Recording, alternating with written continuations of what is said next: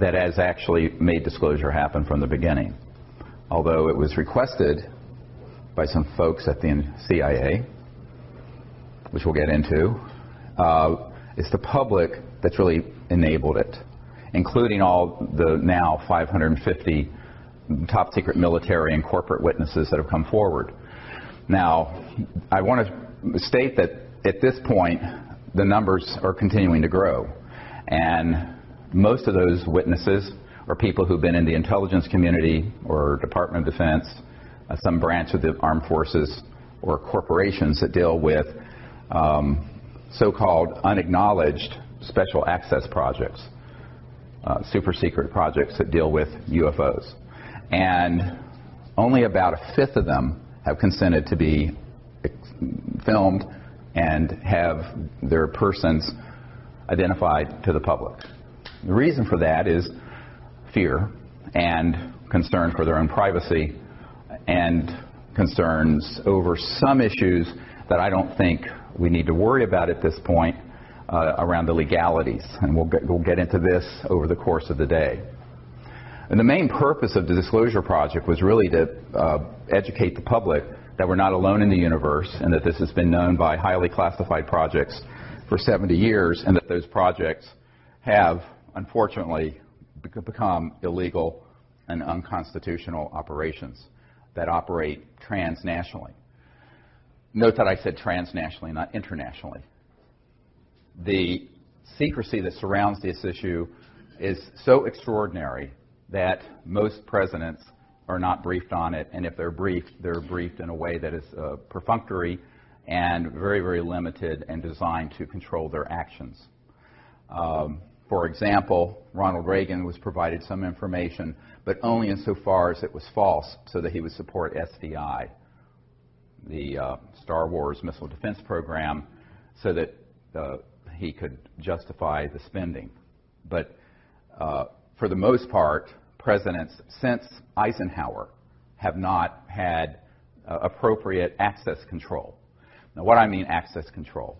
This means not only access to the program, but control over them. And people need to make at the very beginning, a very clear understanding between knowing and being able to do anything about it. So every single president has been interested in this. Famously, Jimmy Carter, as he was the president-elect, was asked the outgoing CIA director, George Bush Sr., to brief him on this issue because he had had a sighting. Some of you may know this while he was governor of Georgia. I have that report. And President-elect Carter was told by then outgoing CIA Director Bush that he would not tell him about this issue, and he didn't say he didn't have information. He said, "I will not share that with you," and directed him to get it from the Congressional Research Service. Believe it or not, saying that to the incoming President of the United States. And this is well documented in Disclosure Project witness testimony from people who were privy to what happened. And I think that this is why folks have to understand that just because that someone is the President or the Chairman of the Senate Intelligence Committee, or for that matter, the head of the CIA, does not mean that they're going to even know about these operations. Now, when I first started out on this, it was an accident of what my real initial love was, and that is peaceful interstellar contact.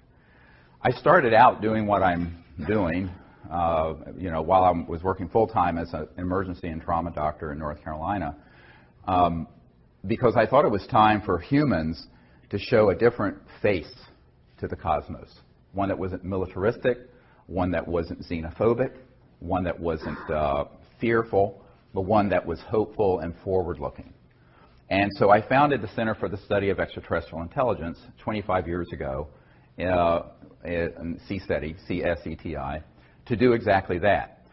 And so we set upon this project, sort of just grassroots, and right away, within a year or two, we had contact.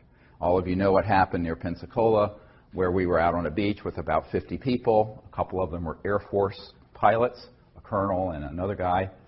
And there were 4 ET craft that materialized and vectored in and was filmed. Very poor film footage, old high-8, no night scopes, but it was actually quite close. This ended up on the front page of the Pensacola paper the next day, and that at that point, what I was doing got put on the radar scope of the national security state of folks dealing with this. This is the part of the story most people don't understand. I never intended to be involved with this aspect of it, because what I really wanted to do was create a grassroots movement that basically bypassed the U.S. government or any other government to make contact with these civilizations as citizen diplomats, much like Physicians for Social Responsibility were citizen diplomats to the Soviet Union during the coldest days of the Cold War, darkest days of the Cold War, but on an interplanetary, interstellar level. Unfortunately, I got diverted, not stopped from doing that other project, the CE5, Close Encounters of the Fifth Kind Initiative, which is when humans go out and intentionally make contact. But I was pulled into what I'm doing now with Disclosure Project because I was asked to. So within a month of that event in Florida in March of 1992, I was asked to go to a conference in Atlanta. Now, I thought it was just a conference. I got there, and it was half of magic, this covert group that deals with UFOs there. The former head of Army Intelligence was there. There were NSA people there. There were DIA people there, et cetera, and so on. And they proceeded to sort of ask me, what the hell do you think you're doing? I said, well, I'm doing what you can read. It's all public. I don't have any secrets about it. We're a team to make contact with these civilizations outside of governmental channels because the government is broken. And I was informed it was none of my business and not to do it. And I said, try stopping me. So we kind of had a mano a mano. It was not pretty till 3 in the morning in a hotel room. And, and I said, this is what I'm going to do. So there were people opposed to what the CE5 contact program was from the very, very earliest days. Most people don't realize that. On the other hand, there's a senior official at the CIA who flew down on a jet to my town in North Carolina, Asheville, North Carolina, to say, do it, and don't give up. Someone's got to do this because it's completely out of control, and moreover, someone's going to have to spearhead not only making contact, but informing the public, because the system is so completely dysfunctional. Now, the person who was sent down was a man whose family founded the California Institute of Technology, one of the most prestigious universities in America, and is associated with the NSA and CIA. And I said, well, I'm a country doctor in North Carolina, rambling around in an ER, and, I'm doing this sort of as just an ad hoc group to do this. He says, no, well, someone is going to have to do this, but also is going to have to educate the public. And I said, well, I'll do what I can in between ER shifts and raising 4 children. And as things went, that was sort of the initiation, and my initiation into this sort of weird, down the rabbit hole world of secret projects. I'm going, why is this guy coming as an emissary of this very senior CIA person who's involved in this, begging me to do something? Why don't they just do it? Anyway, so you're going to see this leitmotif repeated over and over again over the course of today. And at that point, I said, okay, well, I will do what I can. And a few months later, there was a man named Bill Clinton, got elected to the presidency of the United States, and I was immediately approached by people who were friends of his, and who said, well, this is something that he's very interested in, and it's well known that his good friend Webster Hubbell, who was third in command at Justice Department prior to being convicted of some other problems, said that Bill Clinton asked him that he wanted to know about 2 things. Who really killed Marilyn Monroe? because he had a fascination with Marilyn Monroe, and who killed Jack Kennedy, and also, what is this UFO stuff? Is there anything really to it?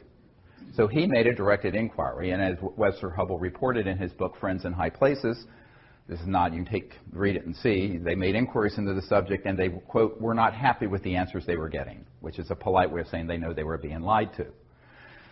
Well, at about that time, and a little bit before some of the Clinton folks approached me, some military people who were friendly to disclosure approached me, who had had experiences either on battleships or at strategic air command facilities where nuclear facilities are posted, and said, you know, I'll do anything I can to help you.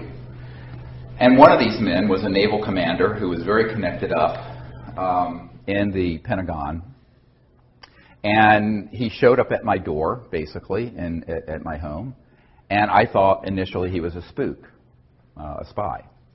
And I said, well, this spook is probably here to disrupt my project.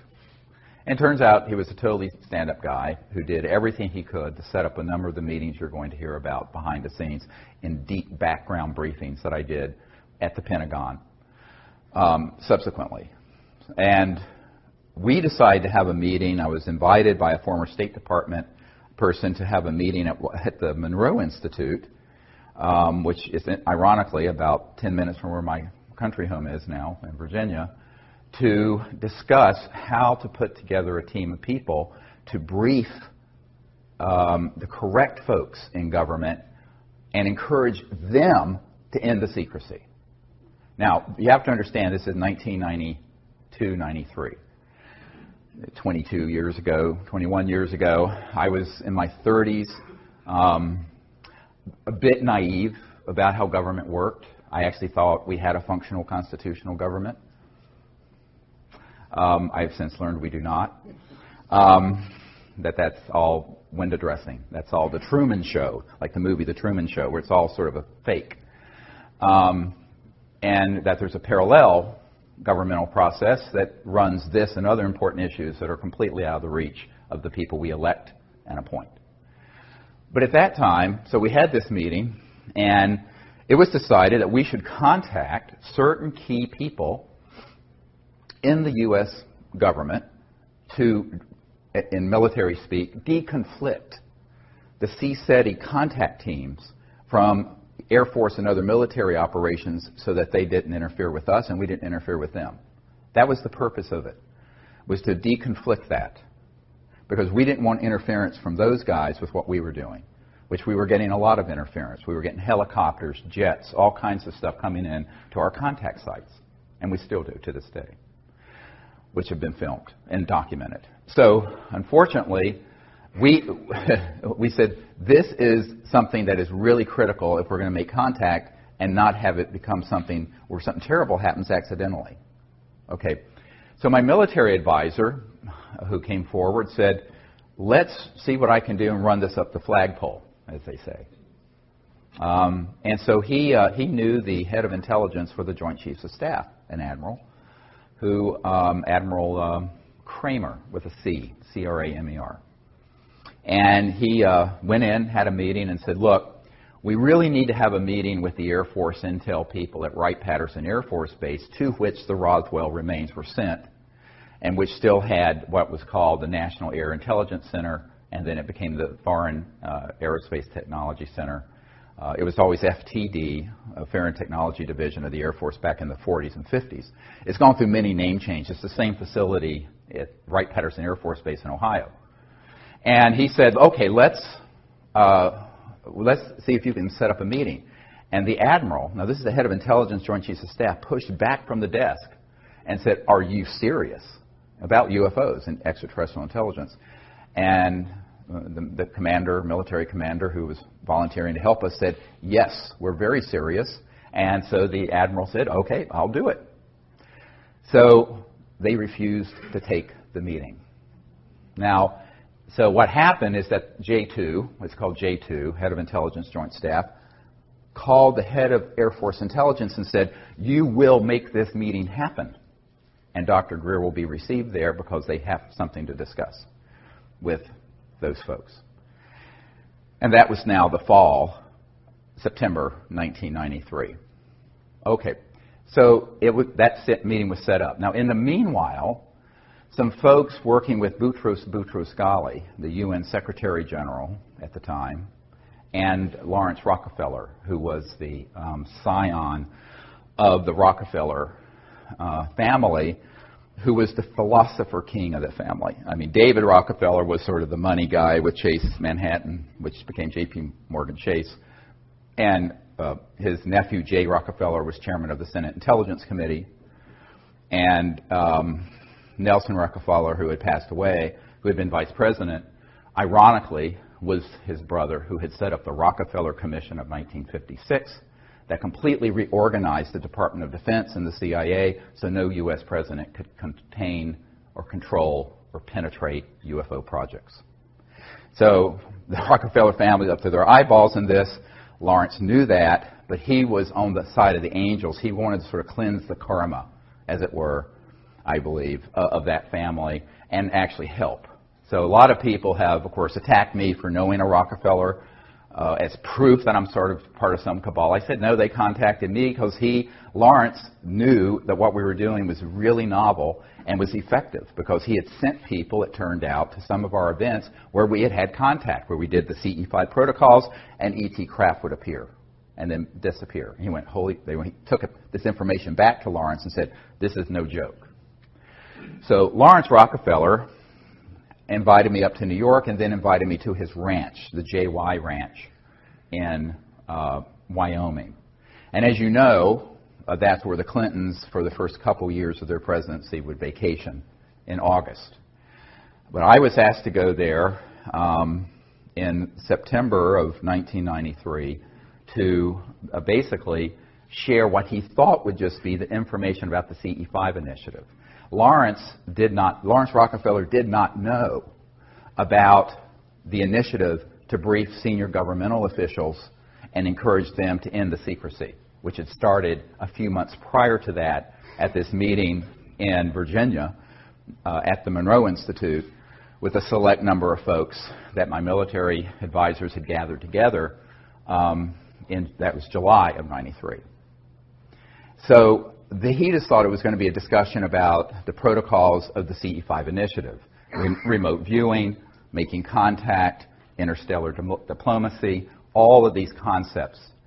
And so we decided that it was really time for us to go ahead and have some meetings like this with Lawrence. And I said, okay, I'll go because I have to go out. I'm on a trip anyway, taking time off from my medical work in the ER to go to Wright-Patterson Air Force Base, which also Lawrence knew nothing about. Lawrence Rockefeller knew nothing about. So here's what happened. I was going to go to the Rockefeller Ranch just as sort of a guest to share this, and during the course of a sort of a round table, and there were all kinds of people there. Robert Bigelow of Bigelow Aerospace, who's a billionaire, was there. A whole bunch of people who of various backgrounds in the UFO subculture, some friendly to what we do and some incredibly unfriendly, who we found out were working for the intelligence community, were there. And there was this gathering at this famous Rockefeller Ranch in the Grand Tetons. So one day it came up what else I was working on. I said, well, we've initiated a project to brief senior government officials in the Clinton administration and the Pentagon and members of Congress so that we can terminate secrecy on this issue and get the government to change policy, because we understand that the incoming president is favorable to that idea, which was, of course, Bill Clinton. And as a result, you could have heard a pin drop in the room. Nobody knew at all. And the first thing Lawrence Rockefeller said, what, he was like this, where are you doing? I said, well, I'm going straight to Wright-Patterson Air Force Base after this meeting to brief the colonel over this Foreign Technology Division of the Air Force. And then I'm going to, in a couple months, brief President Clinton's CIA director. So at this point, Lawrence Rockefeller and everyone there were in a state of shock. Now, that initiated what has been incorrectly called the Rockefeller Initiative. There was no Rockefeller Initiative. Let me explain that in a moment. What it was an initiative because he found out what we were doing, and his people said, you've got to get involved with this.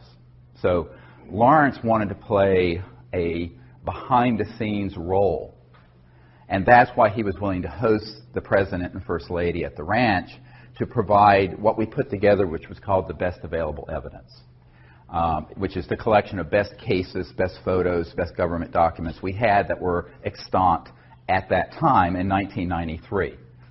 So the President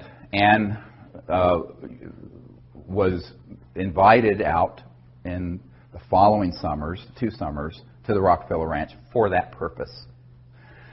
And the UN Secretary General, in the meanwhile, and his wife came to some meetings in what are called salons. A salon is when someone hosts a very nice meeting in a private home with dignitaries, and you have a guest, usually some surprise guest or some interesting character like me, to come in and inform the New York 100 about what's going on. So that's what I did, and they were incredibly successful. Subsequent to that, Mrs. Boutros-Ghali invited us to have a meeting at the UN so I could brief a lot of the diplomats and friends of hers in the UN who were supportive of ending secrecy and making peaceful interplanetary contact. And actually, Leah Ghali herself hosted that for me at the United Nations. I'm just trying to give you sort of a sense of what happened before May of 2001 with what's now very famous National Press Club event. So this was all going on with the idea that if we were to provide the correct information to the President and to his advisors and to members of Congress, the key people in Congress, they would do the right thing and would disclose this information because the Cold War had ended, and we thought, here's a fig leaf to put on the secrecy, even though it's a bit of a misdirect. But politicians always need to have a cover, a CYA. Washington's all about cover your ass. So to explain 40 years of secrecy, they could have said, well, during the Cold War tensions, we didn't want to throw into that mix the fact that we're being visited by interstellar civilizations, and with also a program to study what their technologies are. And now that the Cold War is over, we can come clean. So I was recommending that they use that as an excuse for the chicanery that had gone on between 1956 and 1990s, 40 years. Well, it was an interesting thing that happened. In the fall of 1993, I was given a lecture at the Colorado State University, hosted by astronaut Brian O'Leary and Maury Albertson, who was one of the co-founders of the Peace Corps. And they became very, very close friends and supporters of what we were doing. And in that presentation, I laid out the entire sort of manifesto of justifying disclosure, ending secrecy, and what we should do. And at the end of that talk, and I don't know, there were maybe 800 people there, 1,000, something like that. There was a man, a little bald man, standing at the back of the room. And he wouldn't leave, and he waited till almost everyone was gone. He came up to me and he said, Dr. Greer, I think I can help you with this. I know some folks in Washington who want to know about this, but they're not getting any good answers. I said, well, like who? And I thought he was going to say, staffers for Congressman blah blah from Nowhereville, Montana. And he said, well, I'm very good friends with the Director of Central Intelligence, the CIA Director, and he would like to be briefed on this. And of course I said, well, that's a good start. So initially that meeting was set up for November of 1993, and it got pushed back because of scheduling conflicts that he had and I had to December 13th, 1993. My wife, Emily, was there with me. And the cover story was a dinner party just here in Arlington at this man's home, and with his CI director and with his the CI director's wife Dr. Sue Woolsey, who was the Chief Operating Officer of the National Academy of Sciences. So, which is very good because I feel, well, we can get two birds with one stone here because she's a very senior scientist in a very prestigious institution. So again, we got a nanny for the kids, flew up to Washington, had this meeting. Now, normally when you meet with someone at cabinet level, it's a, very tight, maybe 20 minutes, 15, 30. This went on for about 3 hours. And the initial part of it, I had this whole briefcase and portfolio full of all these images of photographs and documents and cases and all this stuff. And after about 10 minutes, the CIA director said, okay, I know this. We know that they exist, and it turns out he and his wife had a sighting in New Hampshire when they were younger. I want to know, and this is the key question to answer, why won't they tell me and the president about it? I'm the CIA director. I said, well, that's another discussion.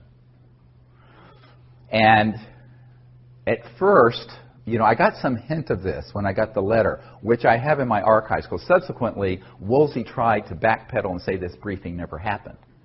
He publicly said so, and I can prove it to be a lie. I always say in Washington, how do you know they're lying? Their lips are moving. Lips are moving, that means they're lying. So, ouch. Did I just say that? Yeah, I did. It's on the record. There you go.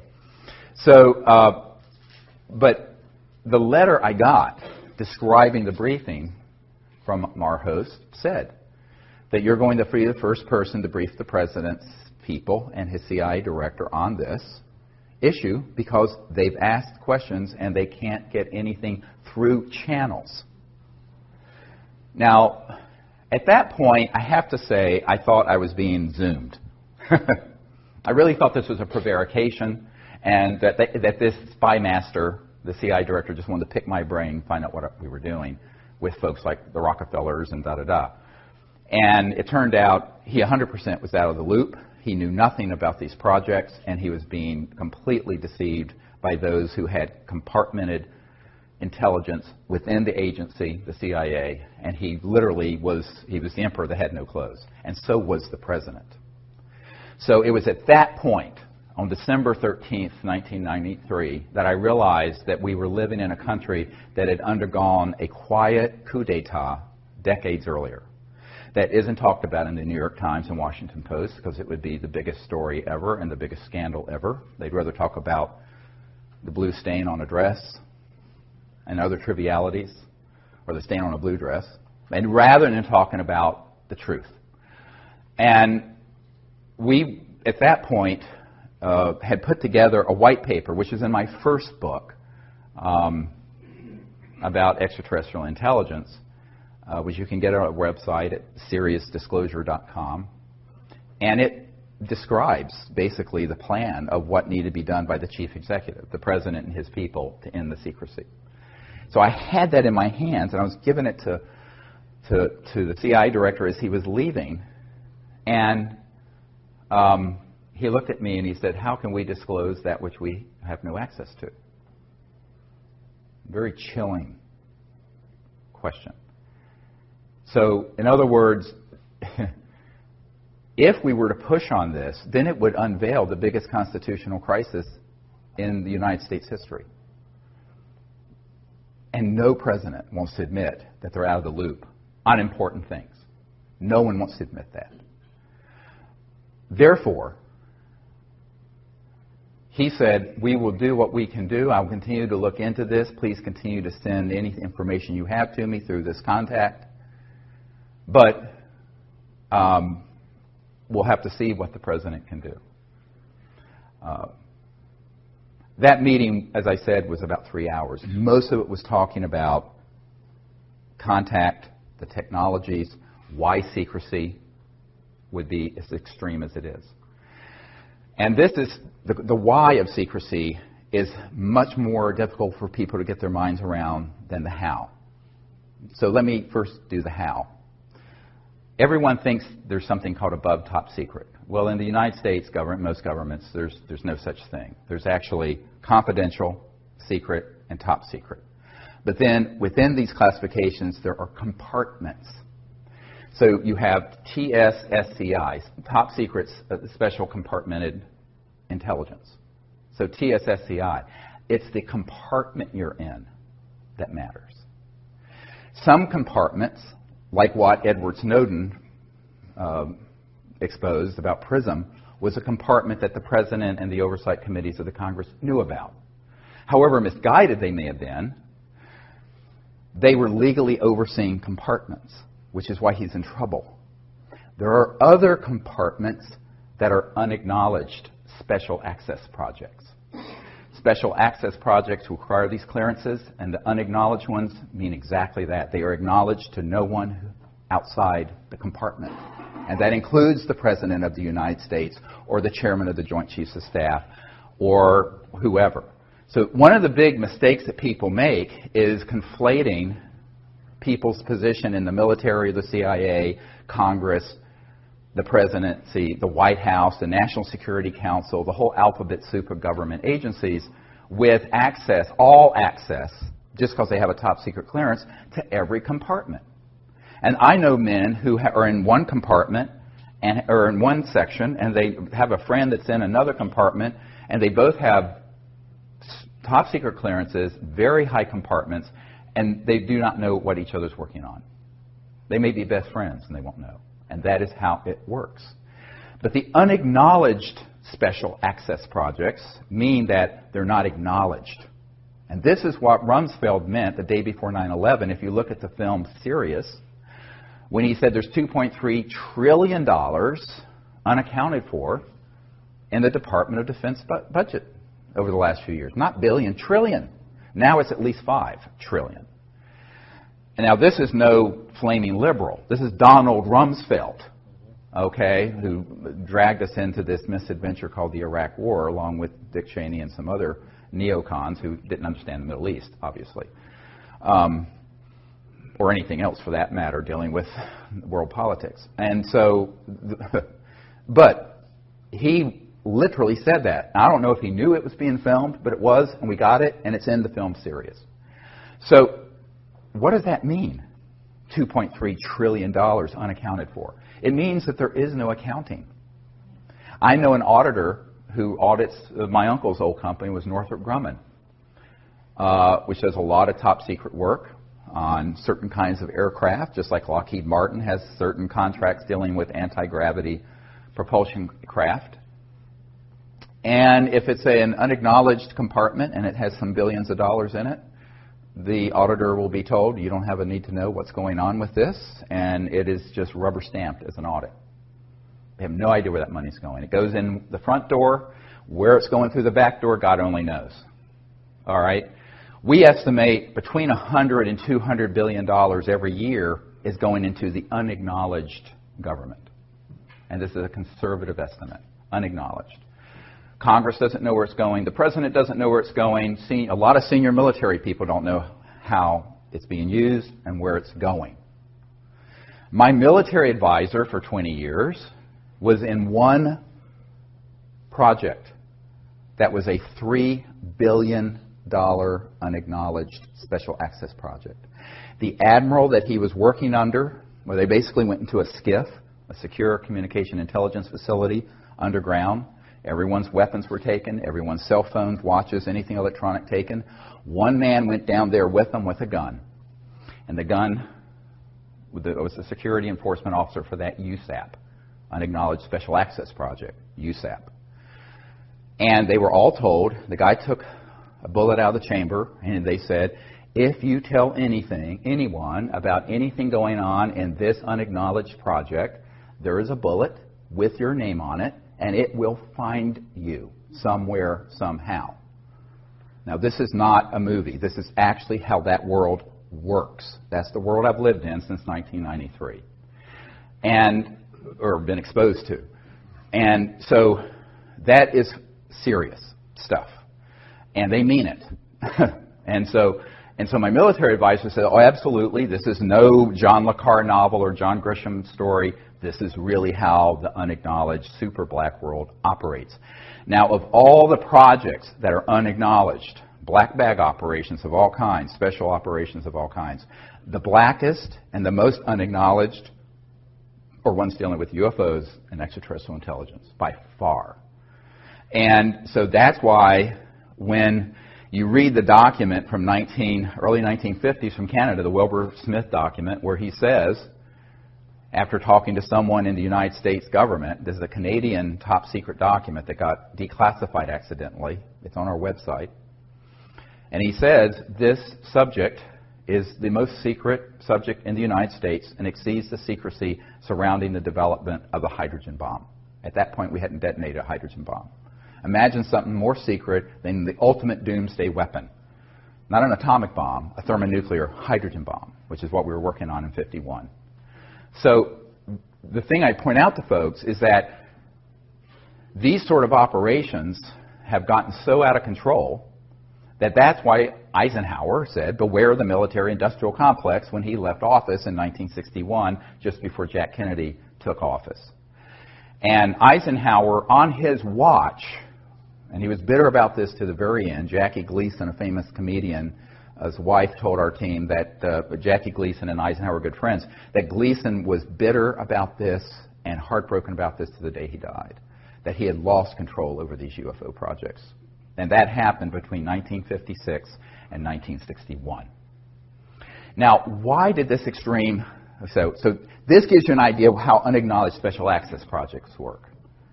They're hermetically sealed silos, and no one outside that compartment, doesn't matter your position in government, doesn't matter your clearance, will know what you're doing in it. So wrap your mind around that. That is how these projects are managed.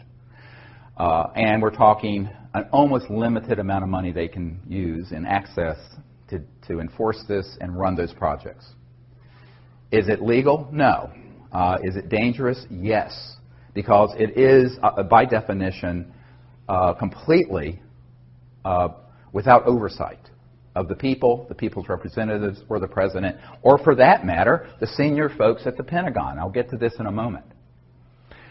So at this point, I'm reeling. I'm just sort of like, I'm absorbing all this. Look, I'm a country doctor in North Carolina, rambling around in an ER, taking care of shootings and stabbings and car wrecks and burns and what have you. And this bag of crap gets handed off to me. And I think, well, you know, this is way past my pay grade. I'm just... And in January or early February 1994, a friend of the president's comes to our home, a man that I had met sometime earlier.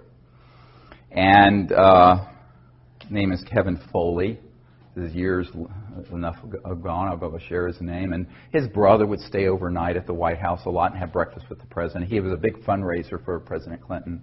From Minnesota, Foley family, very well-known political family. And I'd gone up there and met with his family and what have you, and he came back to my home, and he said, well, we were having dinner around the table and in this house, and we had in North Carolina, and he turns to me and he says, well, the president and his folks really are very supportive of what you're recommending in this white paper, this set of recommendations I'd given the CIA director. But they're concerned that if he does this, he'll end up like Jack Kennedy. And I start laughing. And I think, well, I think he's joking. I mean, this is ridiculous. And he stops me. And because he was sort of a big, kind of heavy-set, jolly, sort of gregarious political operative, you know. And I just thought he was making a joke. Like if I tell you I have to kill you sort of cliche.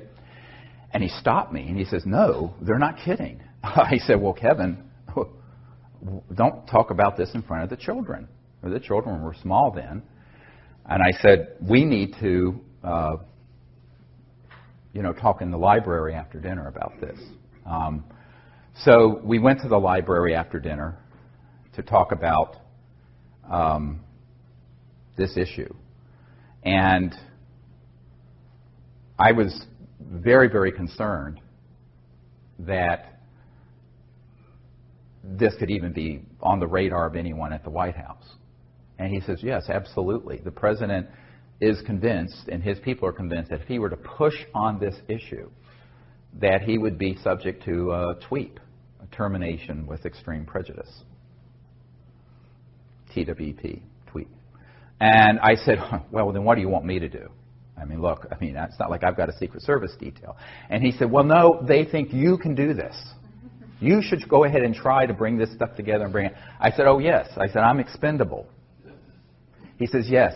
I said, doesn't matter if I get killed. You can't risk the president. He said, that's right. You are expendable. So from then, I always call myself the throwaway guy. Doesn't matter if I get killed, because I'm nobody, and I remain nobody. So, and I want to be a nobody in terms of politics and conventional power. So I'm very happy to be a nobody.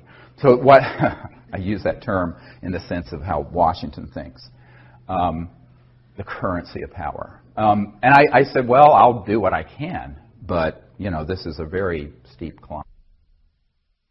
So by 1994, and it was later confirmed to us later in 94 and 95, that when Rockefeller hosted the Clintons, and there's that famous picture of Hillary Clinton holding the book about extraterrestrial intelligence at the Rockefeller Ranch when they were visiting out there. Okay, so she actually is the one who stood up and stopped the briefing and said it's too dangerous. We're not going to pursue this. And ultimately, politicians are going to put their finger in the air and they're going to see which way the winds are blowing and see what they can benefit from. They saw this as a lose-lose situation. In other words, it was a situation where if they were to push on this, they would be stepping on some very big toes. Very, very big toes. How big? Several $100 trillion of world economic activity. Now let me back this up now. So the how is hard for some people to wrap their mind around when it comes to this kind of secrecy, but the why is the resistance. Because if you look at what these projects that are unacknowledged special access projects are doing, what they really have been doing has been trying to acquire, as this top-secret Canadian document, the Wilbur-Smith document in 1951 states, the modus operandi, the mechanism of action of these extraterrestrial vehicles, meaning the technology, the science and technology. Because if you're interstellar, you're not using Exxon Jet A fuel. You're not using a rocket like SpaceX and Virgin Galactic is using. You're not using something like the space shuttle. You're using some technologies that are the trans-dimensional end of physics, very high energy electromagnetic field propulsion systems that allow you to drop out of 3D space and appear at another point in space by going through other dimensions. Okay? Now, you can do that without going trans-dimensional by just creating energy from the so-called zero-point field and creating an anti-gravity effect so you have lifters so that you can go 100,000 miles per hour, make a right-hand turn with no deceleration effect because you created a bubble in space-time that corrects for one gravity. That's what a lot of the, quote, UFOs are that people see being test flown out near Nellis and the Dugway Proving Grounds in Utah and et cetera and so on. We mastered gravity control October 1954. I was not a twinkle in my father's eye. Most of you weren't born at that point. I wasn't. And that is when we mastered gravity control. How do I know this? The third highest ranking official at the Naval Research Labs, the largest defense lab for the Department of Defense here in Washington, has been a friend for years, and he was in the vault and saw the documentation for this, unredacted, because it's all the original documents, and that was the date. So we have not needed jet engines, rockets, oil, gas, public utilities, surface roads, think about this, steamships, internal combustion engines of any sort, for at least 60 years. And if you really go back to the earlier part of the century, we're just plain free energy from Tesla-type things, 100 years. But you're stepping on a stockpile of money and commodities and mineral wealth being traded, oil, coal, other uranium, that's worth, in the aggregate, several $100 trillion. The U.S. federal budget is $3 or $4 trillion. And if you take out entitlements and things that are mandatory, it's a fraction of that. So it's the tail is wagging the dog here. So the financial interest, the petrodollar interest, the big commodity trading firms like Goldman Sachs, and the big money folks, that's where the action is. And those are the masters, not the president, not the Congress, not the UN Secretary General, certainly, not the Prime Minister of England, etc. So let's just pull the mask off and just admit that we're living in a period of petro-oligarchs, kleptocrats, klepto meaning theft, like a kleptomaniac, kleptocrats, and that this sort of myth of free markets and a free society and an open and free democracy is just a myth. Because our democracy was hijacked decades ago. Now, on trivial issues like the marginal tax rate or whether you're going to raise or lower payments for Social Security, the President and Congress can fight about that, and it's sort of this show going on, a whirling dervish show of nonsense that goes on. On these issues, they don't want those clowns, is how they view it, dealing with it. So this permanent, unacknowledged covert program has put a lead ceiling in. And only rarely does anything bubble up from there, or down, I should say, to the body politic out of these unacknowledged special access projects. So it became my task to find out how to do that and live to see the next day. All right? Because it doesn't do me any good if I do it recklessly and I'm dead. You can't do anything if you're dead. Well, you can, but it's different. So you're doing other things. So this became the central issue. And Lawrence Rockefeller, I suggested, look, we need to then, if the president will not do this, we need to get together a group of people, put together this best available evidence, and also assemble top secret folks who will have the courage to provide credible documentation, testimony about what they've known. So I suggested and organized a meeting at Asilomar facility near Monterey, California, in June of 1995. Edgar Mitchell was there with me, Marina Popovich, who was a very renowned cosmonaut in the Soviet Union, some KGB officers were there, and some of the early Disclosure Project witnesses were there. Now, this is 95. This is 20 years ago. And Lawrence paid for it. And Lawrence Rockefeller said, look, I will totally support doing this. And when I was with him at the ranch, I said, well, why don't you take a public leadership in this? And I was talking to him out on his deck with the beautiful Remington Native American sculpture that's, with the Native American on horseback, they're very famous. Of course, they have the original of everything. And I said, I need your help. He says, oh, no, it's too dangerous for me. He says, there are members of my family already jumping up and down on my feet that I'm doing this much. And I knew he was talking about he was talking about, the money people in his family. He was the philanthropic guy who just wanted to give away his wealth before he died. That was his whole purpose. Really sweet man. And so I said, well, okay, I told him, you're old, you're rich, and you're a Rockefeller. I'm a nobody. I'm a North Carolina doctor who's trying to do this with no resources. He says, I'll be behind the scenes.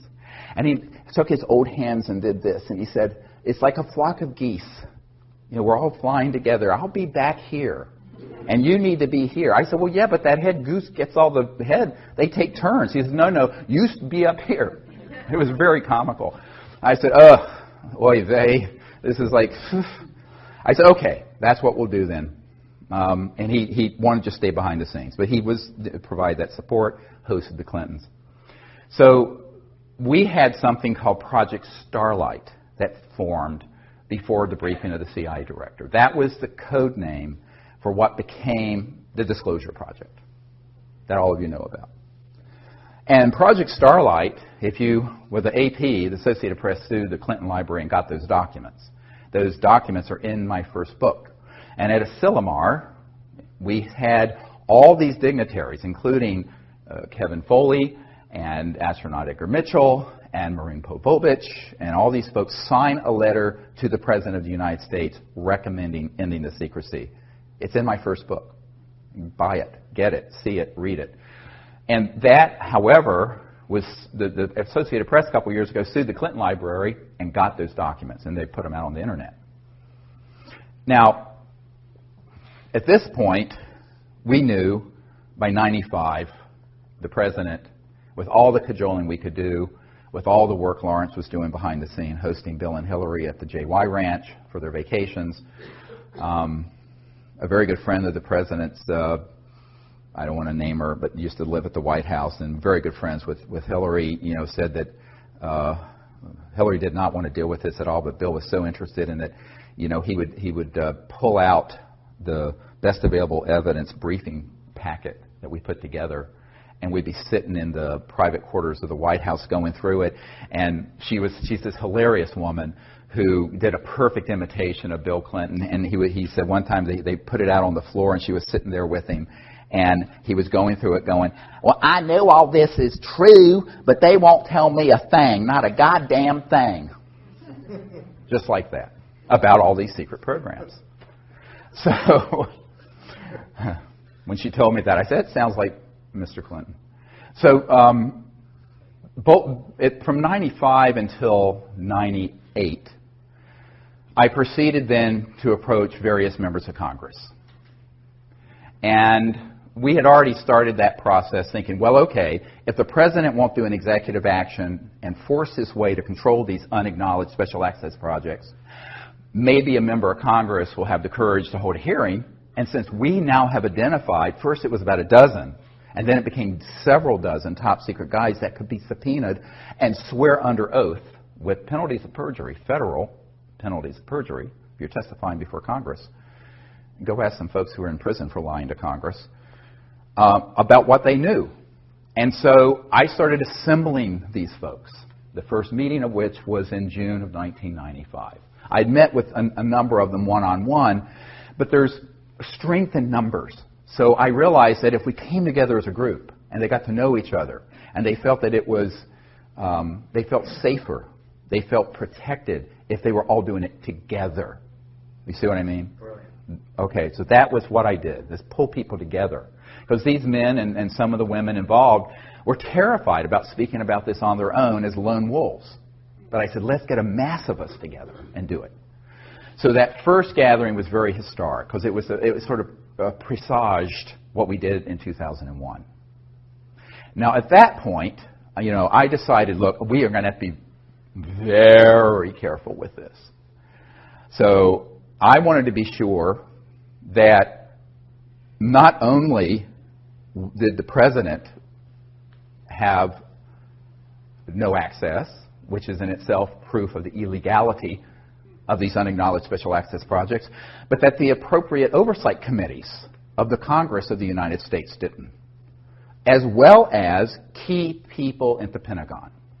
So I proceeded then to do a series of briefings. And in 1997, here in Georgetown at the Westin Hotel, we gathered together, I think, about 25 of these top secret guys in a closed meeting, not open to the public, to invite members of Congress, members of the administration, and people from the Pentagon to hear what they knew. And it was a very well-organized, private event. No media was there, and the public didn't know about it. It was in a very limited way. And the idea was that we wanted to get a member of Congress, and like Congressman Dan Burton, who was chairman of the House Government Oversight Committee, Reform and Oversight Committee, that issued 1,000 subpoenas to impeach Clinton about the stain on the blue dress, was there. And he was interested because one of his closest friends, who kept his appointment schedule, had a UFO come outside her window in Indiana some years ago and told him about it. So he knew the UFOs were real. And he turned to us and he says, I want everything you have, everything you have. And then someone got to him and he didn't hold the hearings. But there were many members of Congress and other people. There were people from the Vice President Al Gore's office there. There were people from the White House. There were people from the Pentagon. The day after that event, I went straight to the Pentagon and did a briefing, what's called a stand-up briefing for J2, the head of intelligence for Joint Chiefs, a different one from the one who forced the meeting at Wright-Patterson Air Force Base. And this Admiral Tom Wilson hosted us at the Pentagon in the E ring, where all the admirals and generals are, the outer ring, because they get the views. So the inner ring can't see anything. And I went there with astronaut Edgar Mitchell, myself, a couple of the Disclosure Project witnesses, and my assistant, Sherry Adamak. And what was fascinating is that before I went, I had my military advisor send to the Admiral a document I had received. And it's the first top secret document in the briefing for the President that I did for Obama, which we'll get to in a little bit. And in this is dated from the 90s, and it's from Nellis Air Force Base, what people call mistakenly Area 51. It's not the proper name. And this document actually was a security alert because there were some UFO spotters who had penetrated the perimeter of Nellis, and they were going to have to shut down operations with their EMGs, their electromagnetic-gravitic anti-gravity test flights in that range that they have built. And the list is fascinating for the names of the compartments. And I just want to share a few of them just because, and this is dated 28 July 1991, 0900 hours. And it's from the National Reconnaissance Office, NRO, which is the super secret spy satellite operations part of the Air Force originally. So it went to Commander's Net, Royal Ops, Cosmic Ops, that is a clearance. These are all compartmented operations. MAJ, M-A-J, Ops, Magi Ops, COMINT, COMSEC, ELINT, Human Intelligence Ops, AFOSI, Nellis, Air Force Office of Special Investigations, and then a whole bunch of different numbered compartments. Red Flag, Dart East, Dart South, Pahut Mesa Military Operating Center, Sally Corridor, key one, Groom Lake, MOC, Dreamland, MOC, Blackjack Team. Blackjack control is at Edwards, by the way. The control is at Edwards, but there was a team at Nellis. Acrotech, Sea Spray, etc. So one of these compartments was known by Admiral Tom Wilson. I don't know which one. But it was being operated through a contractor. All the important stuff is done by corporate, by the way. If it's key, it's corporate. Lockheed Martin, EG&G, E-Systems, Raytheon, Northrop Grumman, Booz Allen Hamilton, on and on. Edward Snowden, by the way, worked for Booz Allen Hamilton, who contracts for the National Security Agency. So the corporate world is actually where most of the USAPs get centered. And then they interface with these USAPs within military and intelligence, like this. And if you approach it from the government, they say, well, it's, it doesn't exist. And you approach it from a corporate, it's privatized. It's a corporate secret, like Microsoft's code. Got it? It's hermetically sealed away from everyone between those two techniques. Very clever. Very illegal, very clever. But the mafia is always very clever. And this is the biggest mafia in the world. So when Admiral Wilson recognized one of these compartments, he contacted them. Now, this is prior to me and Edgar Mitchell and other people arriving at the Pentagon in the spring of 1997. And he picked up the phone, and he said, this is Admiral Wilson. I'm head of intelligence joint staff, J2. I'd like to be read into, which means briefed. I want to be read into this project, blah. And they said, yes, sir, we know who you are, but you don't have a need to know. And he said, God damn it, I'm the head of intelligence for the Joint Chiefs of Staff. How can I not have a need to know? And they said, "Sir, we cannot discuss this with you, and we will not." Click, hung up on him, blocked his line, would not receive any further calls from. This is an admiral in charge of intelligence assessments and putting intelligence together for the Joint Chiefs of Staff of the Pentagon of the United States. Now, this I know for a personal fact. So now you have a coup d'etat that extends to even the highest levels of the Pentagon. So by the time I walked through the door to do what was supposed to be a 45-minute stand-up briefing for the admiral and his staff, he was so scared and so mad. He was scared. And the meeting went for 2 hours, and if Edgar Mitchell hadn't had to leave to go to an interview in New York City on some TV show, it would have gone on for 3 or 4 hours. He kept canceling his other appointments. At the end of that briefing, I said, "We really need your help." And he said, "Well, what can I do? They're not going to tell me anything. The best thing I have in my arsenal is a B-2 stealth bomber that I know about. And you're telling me that there are unacknowledged projects that have things that can go transdimensional light speed and beyond, that can do circles around my B-2 stealth." He says, "It's point, set, and match." I said, "Well, you still need to help us get control of it." He says, "How can I do that without having the Secretary of Defense or the President order me to, without myself doing something rogue?"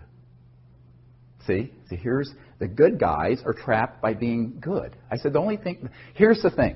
The only thing bad about nice people is that they're nice. And the people who are rapacious criminals are not nice, and they don't give a damn about the law or people's lives, and they don't mind killing you. So he said, "I can't do this." And then he said, "Well, who else have you met with?" I said, "Well, the CIA director." And I started naming all these people. So he says, "Well, if those folks are being Schmidt-canned, pushed aside, what am I supposed to do?" So he basically threw up his hands. He says, "I don't see that I can do anything." There was a man named Gordon Cooper, who most of you may know was someone who gave us testimony about the craft that landed on the dry lake bed in California, Edwards Range, back in 1956, I believe it was, that his crew filmed, and he saw the film footage and sent it back to the Pentagon.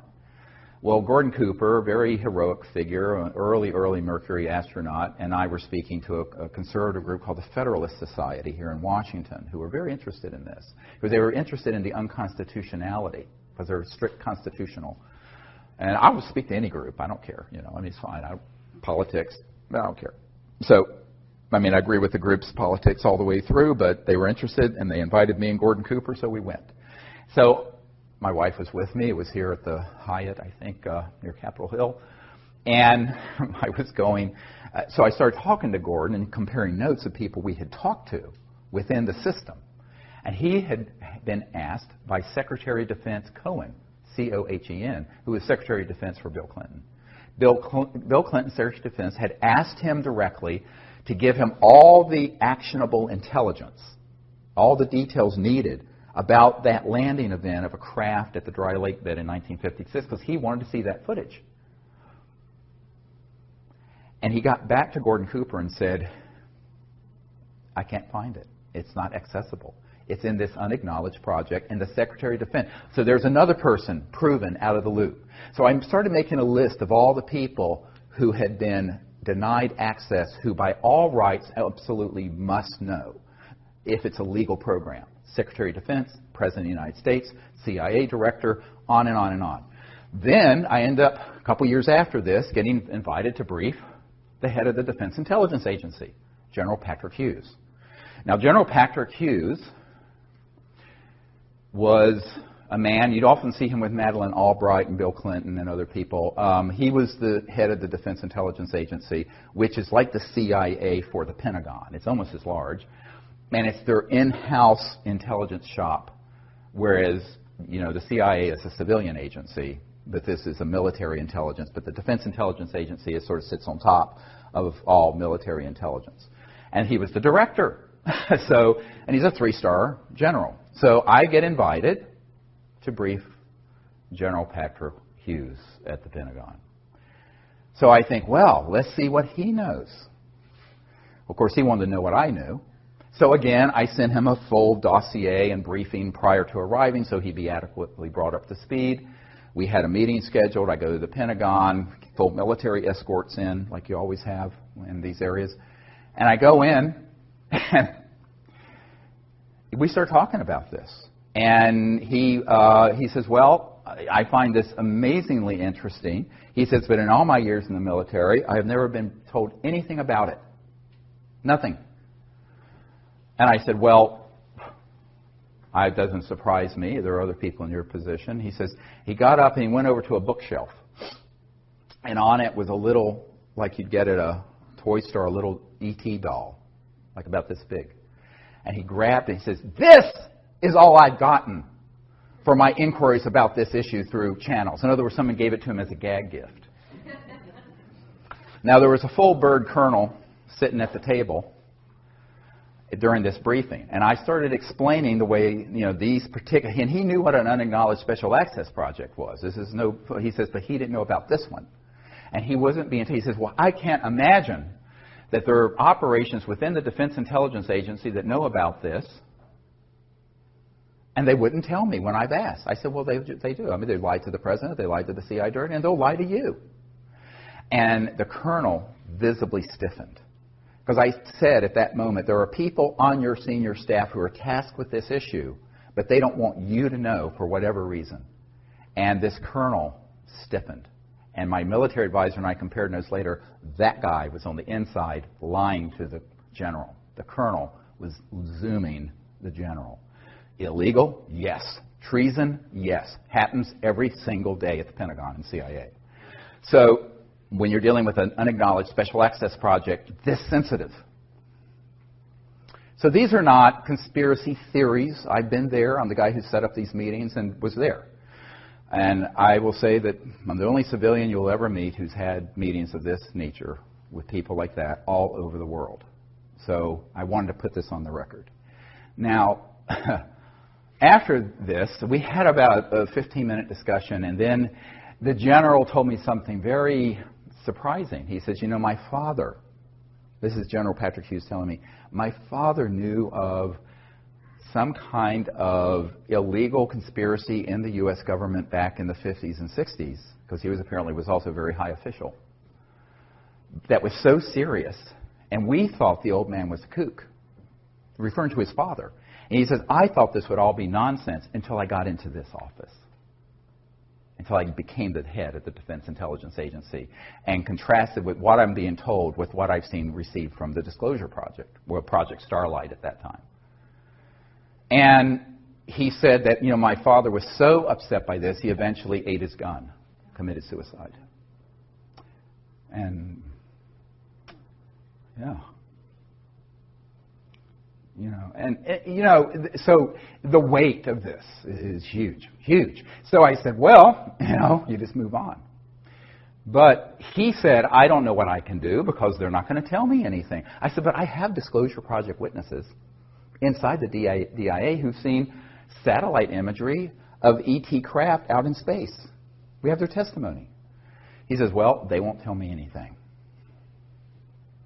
So, of course, what you realize is that these positions rotate. They're there for a year or two or 3 or 4. The president, if he's lucky, 8. But there's this permanent system. So let's call it the permanent secret government versus the one that sort of is this revolving door of folks. Sometimes the people in that system know and sometimes they don't. And since the mid-1950s, the criteria for being on the inside of the secrecy is the following. And this is how I explained it to a 5-star admiral in England who is also one of our witnesses, Admiral Lord Hill Norton. He was the head of the Ministry of Defense, and he was a Sea Lord, they called them back then. They don't have 5-star admirals anymore. And he was the head of the military committee for NATO. So I went to his cottage in Hampshire some years ago. Emily dropped me off, took the kids to Salisbury Cathedral, I believe, and I continued on, had a meeting with the admiral. And, you get a picture of what my life must be like. So, nuts. Completely nuts. So, anyway, so I'm there with this man, and we're sitting in some wingback chairs in his his parlor in what he called his cottage in Hampshire, and which is a gorgeous old antiquity house with the thatched roofs and beautiful. And we started talking about this. He was a very fastidious man. He had a little teeny notepad like this and a pen, and assiduously taking notes, very, very. And we got to this question, and he said, well, you know, the entire time I was the head of the Ministry of Defense, which also means you're head of MI5 and MI6 and the intelligence units in England. It's the same position there. It's separated here. You have CIA Director and Secretary of Defense. There it's one head. And he says, this issue was never briefed to me. I was never told anything. And I said, yeah, that doesn't surprise me now. It would have maybe a number of years ago. And he said, and as the head of the military committee for NATO, I was never told, even though I now have learned NATO was dealing with some of these events, such as the big events that were in Belgium with the massive triangular craft and things like that. Well, I said, he says, and I want to know why they wouldn't tell me. It was like his pride was a sense of propriety. Oh, he was a lord in the House of Lords also. He says, why wouldn't they tell me? And it was a little bit petulant, but also hurt. And I said, well, let me answer your question with a question. And he didn't like that. He thought I was being a cheeky American. And I said, but just bear with me. What would you have done if you found out that there was a cabal that had run amok of the laws of all the democracies, that had this information and had the technologies to completely fix the environment, end global poverty, create a civilization that would be sustainable for thousands of years with these types of free energy technologies, and that they had killed people to keep this secret, assassinated people, and broken the laws of their country and their solemn oaths to uphold their constitutions to do so. He says, I wouldn't have stood for it for a bloody minute! I said, that's why they didn't tell you. I said, the first thing they do when they make a decision that you're in and you're out of the loop of this issue is whether you'll go along with the secret agenda. If you're going to go along with the secret agenda, they'll tell you. And they'll give you a little bit, and then a little bit, and then a little bit, and bring you up through the system. If they think that you're the kind of stand-up person who would be appalled when they find out what the criminality of this group is, and how illegal it is, and what damage they're doing to the earth and to the humanity by keeping it secret, and that you might blow the whistle on it, like Jack Kennedy was planning to do in his second term. That's why they took him out. And that's why they took out Marilyn Monroe. I have a document to prove it. And a top secret document from the NSA vault. It's in my first book. Go read it. Nobody reads anymore. But anyway, what was interesting is that he looked at me. He says, that is it then. I said, yes. They do a soul biopsy, like doctors do biopsies. They do a soul biopsy and a psychological analysis to see if you would be willing to go along with that agenda. If you are willing to go along with it, they'll give you little bits until you rise up through the system. If you divert from the system, they take you out. You're going to be dead. So they've learned not to be too reckless with who they tell because they don't want to have to kill too many people and leave bodies scattered that looks conspicuous, like they did in the 50s and 60s with John Foster Dulles and President Kennedy and Marilyn Monroe and other famous people. So I said, that's why it's managed this way. Now, you may have had a predecessor who was MOD head who came up through that system who knew all about these projects. So it doesn't have anything to do with your rank. It has to do with your values. It has to do with your willingness to go along with an agenda that is the most criminal, evil, dangerous agenda that any potentates have ever had in the history of the world that we know of. And that's what we're dealing with this super secret Magi group. And they are not going to be reckless in who they read into and pull into those projects. So that is something you have to understand. Now, let's fast forward to the congressional initiatives, which I began in the mid-'90s. So I mentioned the chairman of the House Government Reform and Oversight Committee, Dan Burton. There was a man, many of you who were low income, like myself, I was very poor growing up, probably went to college on something called a Pell Grant. Senator Claiborne Pell of Rhode Island started the Pell Grants, sponsored that bill. And he was at a meeting with the Noetic Sciences Institute, and I did a briefing for him and met with him there. And it was very interesting because he was chairman of the Senate Foreign Relations Committee. Very key committee, foreign relations. And he said, you know, I've wondered about this my entire career. We've made inquiries. We've never been given any information through channels.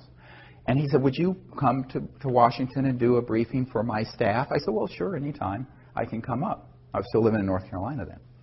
And he said, oh, wonderful. And then I looked at him and I said, you know, Senator, the problem with all this is that you're a good man who should be representing humanity to these visitors from interstellar civilizations. And you've been deprived of dealing with the ultimate foreign relations issue, interplanetary relations.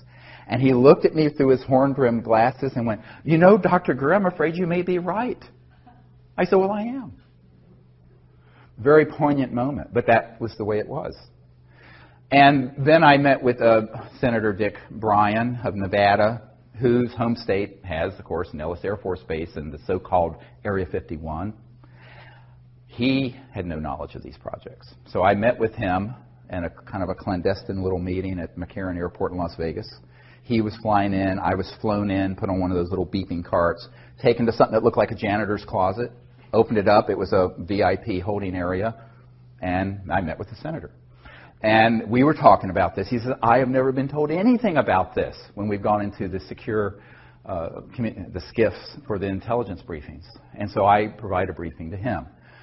And it goes on and on and on and on. I mean, the numbers of people I personally briefed, you know, of course, you know, you probably all know about, you know, briefing, I'm blocking on his name, the Kucinich, who ran for president in 2008. And Kucinich was very interested in this, but he wouldn't hold a hearing either, even when he was the chairman of the subcommittee for domestic government reform and oversight. He had had a sighting. Shirley MacLaine outed him during the campaign and embarrassed him. He's very supportive of disclosure. I have his information. I mean, we stay in contact, but he wouldn't hold a hearing. So we went through all these. I mean, it's a whole bunch of people I met with personally. Now, there are people out there who say they're doing stuff with disclosure and lobbying, but they've actually never met with a sitting member of Congress. I'm not going to name names, but that's it. That's what I did for 10 years, from 92 and 3 until 01 and beyond. And also people overseas. The cabinet-level member of the Japanese government in charge of science and technology briefed him, very interested. But when I said, will Japan take the lead on disclosure and put this material together? He says, oh no, we can't do it ahead of the United States. He was in terror of the idea of getting ahead of these covert programs. Same thing with meeting with certain members of the royal families in Europe that I met with. And as you know, I provided a big briefing that was given to Prince Charles by Jamie Cromwell, the actor who played. He said he was kind of playing me in this movie, First Contact, a Star Trek movie. And Jamie Cromwell, they had the opening in London, and Prince Charles came and wanted this briefing we were putting together for the president. And so Jamie Cromwell handed it to him. And I got a lovely note back from Prince Charles about this. But not that Charles could do anything about this issue, but they're interested. There's so much interest. But the people, even if they're in very high positions, they're interested, and now they're known to be briefed. But they have no power over the operations. So as I said over an hour ago, don't conflate knowledge of the issue with access control. Access control is in these unacknowledged special access projects. So that led me to doing something very controversial. And there's my military people said, look, there's a way that we do things in the military, and it's called a UNOD letter, unless otherwise directed. What that means is you write to various people in command and say, unless otherwise directed, Here's my assessment, and here's what I'm going to do. So they said, to legally cover yourself, you need to do a UNOD letter and send it to the head of the Justice Department, the President, the Pentagon, the CIA, the FBI, the whole alphabet soup, the NSA, and send it return receipt requested so you can prove it was received. And I did that. And that's also in the first book, Extraterrestrial Contact, The Evidence and Implications. And it said, it basically said, and you can read it, it's up on our website, here is our assessment. These projects are being run illegally. They are unacknowledged special access projects that have been unconstitutional since the 50s. The President and other key figures we know have been lied to, as have the oversight committees of the Congress. Similar crisis exists in the United Kingdom and other countries where I have had briefings. Therefore, it is our assessment that the National Security Act and secrecy laws that are attached to oaths of secrecy are null and void. And that any man or woman who has knowledge in any document, material, or evidence attached to the UFO and extraterrestrial issue can be provided and disclosed publicly without penalty of law. This is our assessment, and unless otherwise directed, beginning as soon as we can organize it, we will proceed with disclosing this testimony and these documents. This was what we used to legally cover all 110 top secret military witnesses that came forward. It had to be done. And the reason I couldn't have done that between 93 and 98, I had to go through this torture chamber of finding out that, in fact, and proving not only to myself, for posterity and in my records, that the key people who should know about this do not. And therefore, the programs are illegal. And therefore, if the programs are themselves illegal, they can't cite the law. It's basic constitutional law. If you're a mafia, let's say that a mafia guy's running an illegal project, and you enter into a contract with him. That contract is vitiated, nullified, is completely zeroed out because the underlying operation is illegal. So all these men and women who have been at Lockheed Martin Skunk Works, who have been with the CIA, the DIA, the Pentagon, who have worked on these projects, we basically exonerated them from any legal penalties for disclosing information about these projects because we were able to prove they were being run unconstitutionally. And therefore, the National Security Act could not be applied. Does everyone understand what I'm just describing? That was the basis for the Disclosure Project of May 2001.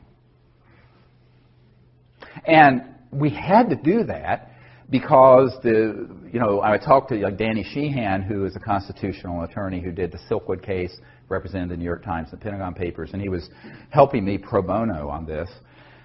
I ran this idea by him. So I had my military guys advise me on the UNOD letter, the unless otherwise directed letter, but then I talked to some legal constitutional experts and say, is this a sound legal assessment? Because I'm just a doctor. I know anything about this stuff. And he said, absolutely. If these projects are being run illegally, they cannot then have it both ways. They either have to be under proper oversight and control of the President and the Congress, or they have opted themselves out of the legal system. And therefore, they cannot use the legal system to prosecute any of our witnesses or me for having disclosed top secret documents that have not been declassified, which I have done.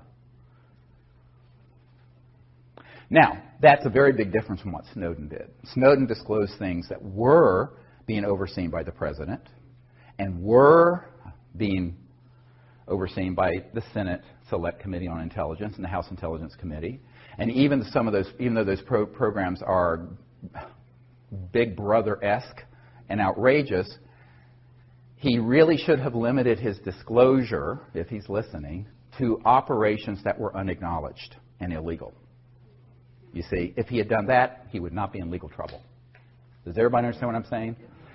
He just didn't know. He was young, and he'd had very bad advisors. The journalists and people who were working with him didn't understand the system well.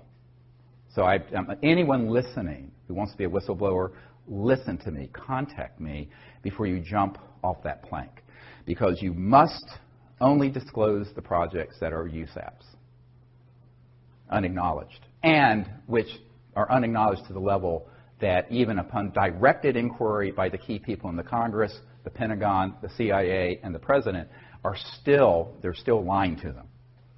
So those programs then are rogue and illegal. Those you can disclose. And if you can prove that, then you're free sailing. Now, that's what we did. So from 98 until 2000, we gathered together more and more and more of these top secret military people and others. And I went all around the world and interviewed them. There's several dozen of them up on our website at SiriusDisclosure.com, SIRIUS Disclosure.com. Their testimony is a book that we put together called Disclosure. Some of it. I mean, it's so voluminous. To give you an idea, I had 110 hours of testimony that I had to cut down to the 4-hour and 2-hour DVDs that you can get on our website. There's so much material. So it's unbelievable amount of material that that's on digital film. I mean, honestly, I did most of the filming, so it's not professional because I'm a klutz with cameras. But that's all. We didn't have the funding to do this, like a big project. We just did it. It was all. By the way, the Disclosure Project had no paid staff, no office, all volunteers working in our spare time, all of it. So that's how it got done, and it still is how it's happening. So I think that people have to understand that we did the best we could with what we had. It wasn't like we had a $5 million grant or a $10 million grant to do this. We had a couple $100,000 to travel the world, interview all these people, and launch it at the National Press Club, which became the biggest event in the history of the National Press Club since Ronald Reagan was there. And at the time that we did the May 9th, 2001 event, it was the most watched event in the history of the Internet, the entire Internet. And the company that hosts the Internet broadcast out of the National Press Club said they had so many people trying to see it, it crashed their system. And that Bill Gates and others were watching this because they had never seen that many people trying to get on to see it. They had to grab every T1 line in Washington at the old system. Now you can handle it, but they couldn't handle it in 2001. And it was all in the media. Eventually, about 800 million people around the world saw it. But then one by one, the media were contacted and told, take this down, take this down, take this down. 4 months later, 9/11 happened. But in the course of all of this, I've learned a lot. But, one of the things I've learned is that you cannot expect people in power to bite the hand that feeds them. It's like the old 9 Inch Nails song. Well, they bite the hand that feeds them. And the answer is usually not. And the other thing is that the currency that matters is it's not impressive if you're a billionaire. I know a lot of billionaires. It's not impressive if you have a law degree from Harvard. It's not impressive if Daddy left you $10 billion. It's not impressive if you're the President of the United States. If you're not willing to do the right things for the people of the world and of the United States and have the courage to do it. Now, that one word, courage, comes from heart, from the French. Do you have the heart and the courage to do it? That's what's been missing. Because for the most part, our politicians and our attorneys, most politicians are lawyers, they come up in a system where it's self-aggrandizing, naked ambition. And most people in the corporate world and in the political world are not going to do something that could be an enormously dangerous thing for themselves personally and could ruin their careers by being associated with it. And that's why I concluded by 2000 that the people have to do it. We, the people, have to do that. Now, one of the real other issues that came up recently was, have them been people who, over a period of time, been trying to work this within the system? Yes. There's a senior official at the CIA who, for 20 years, has been very, very supportive. He's part of that group. but he's on the side of disclosure. But he can't stick his neck out too far because he saw what happened to former CIA Director Colby. When he stuck his neck out, he was going to give Bill Colby, the CIA Director, I think, for Ford and Nixon, was going to hand off one of these zero-point free energy devices and about $50 million in seed money so we could get it out to the public. And the week he was going to meet with a member of my board, they found him floating down the Potomac River. Almost absolutely was assassinated. We can't prove it, but his best friend, a colonel, met with me and said, yes, that's what happened. And he knew it was a risk. So a lot of people who are friendly to this, who are on the inside, are afraid of being tweaked, terminated with extreme prejudice. And then you have other people who aren't on the inside who don't have the courage of the ridicule factor, because the New York Times and the Washington Post, the big media outfits that are wholly owned subsidiaries of the intelligence community, frankly, when it comes to this issue, are going to absolutely roast and ridicule any politician that brings up the word UFO. It has to be done like on Kimmel, just sort of ha ha ha, make a joke of it. So in 1953, the CIA decided that the psychological warfare aspects of this would be where the real enforcement could be, by just making it ridiculous. And they actually engaged, I have a document that proves this, Disney Studios, to make cartoons about little green men so that it would become the laughing stock and sort of defang the whole issue into sort of silliness. And so it has remained for 60 years. So it takes a lot of courage, not just in terms of your personal safety, but your reputation, because you're going to be ridiculed and laughed out of meetings, or you're going to be teased. And most people don't want to be ridiculed. I'm just the kind of person, I don't care what someone says about me. I mean, everything terrible you can imagine has been said about me, and so what? I mean, you just expect it. So, but most people in a public eye don't want to do that. And so disclosure is going to have to be with the people. So we initiated that in 2001, and we continue to do that. And I think that the biggest problem we've had, and I wrote a paper about this called When Disclosure Serves Secrecy. Now, this paper, I wish you would read it and memorize it. Everything I predicted in that a long time ago, it's on our website. And if you sign up for our email service, we occasionally send it out. It's a free newsletter. You can just sign up. It's at seriousdisclosure.com. It's free. It's completely provided to the public. That paper describes the dangers of doing what we've done. And that is disclosure being hijacked by charlatans who masquerade as disclosure folks, who attach to all the body of evidence I put together the fear factor and the silly season. And the evil aliens are coming to eat us for lunch. All right? And that has happened. And the betrayals I will not go into because it will break your heart. So the truth is, the thing that keeps me up most at night is all this information being folded into it, which is all solid information, being folded into disinformation that's tailored to scare the public into what General MacArthur said, and that is World War III will be interplanetary. So now let me talk about the deepest USAP. The deepest unacknowledged special access project is the one that is tasked with doing the psychological propaganda, just like Hitler did with his program, for convincing the people that there's a threat that we should fight. This was launched in the 50s and 60s. First they made the subject ridiculous, and then they made it terrifying, like the movie Independence Day.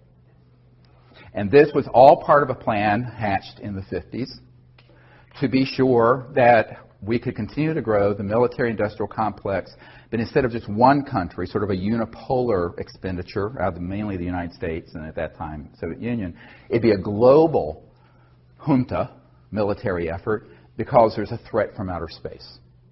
And they have done about 50 years, 60 years of very, very careful preparation. Now, the UFO subculture is replete with the influence of that. Most people don't understand it. And I wasn't surprised when I got a document in the 1990s from the Strategic Studies Institute describing this project. And this is going to be in our next film, if I can find a director that wants to make this film. And it describes creating a worldwide subculture and cult around alien abductions using stagecraft, I'm quoting, and using advanced aerospace devices, i.e. man-made UFOs, anti-gravities, with creatures that could pass as aliens to engage in events to scare people so that the public could be turned to believe that there's one or more civilizations that we should unite against and fight. And Ronald Reagan at the United Nations literally said, wouldn't our job of creating a unified world be easier if we had a common alien threat? This is, you can Google this clip of Reagan saying this. So that agenda and the Star Wars programs that go with it, and 90+% of all UFO subculture books, movies, conferences are infected with that virus. Now, I'm saying unwittingly in many cases, because how would you know?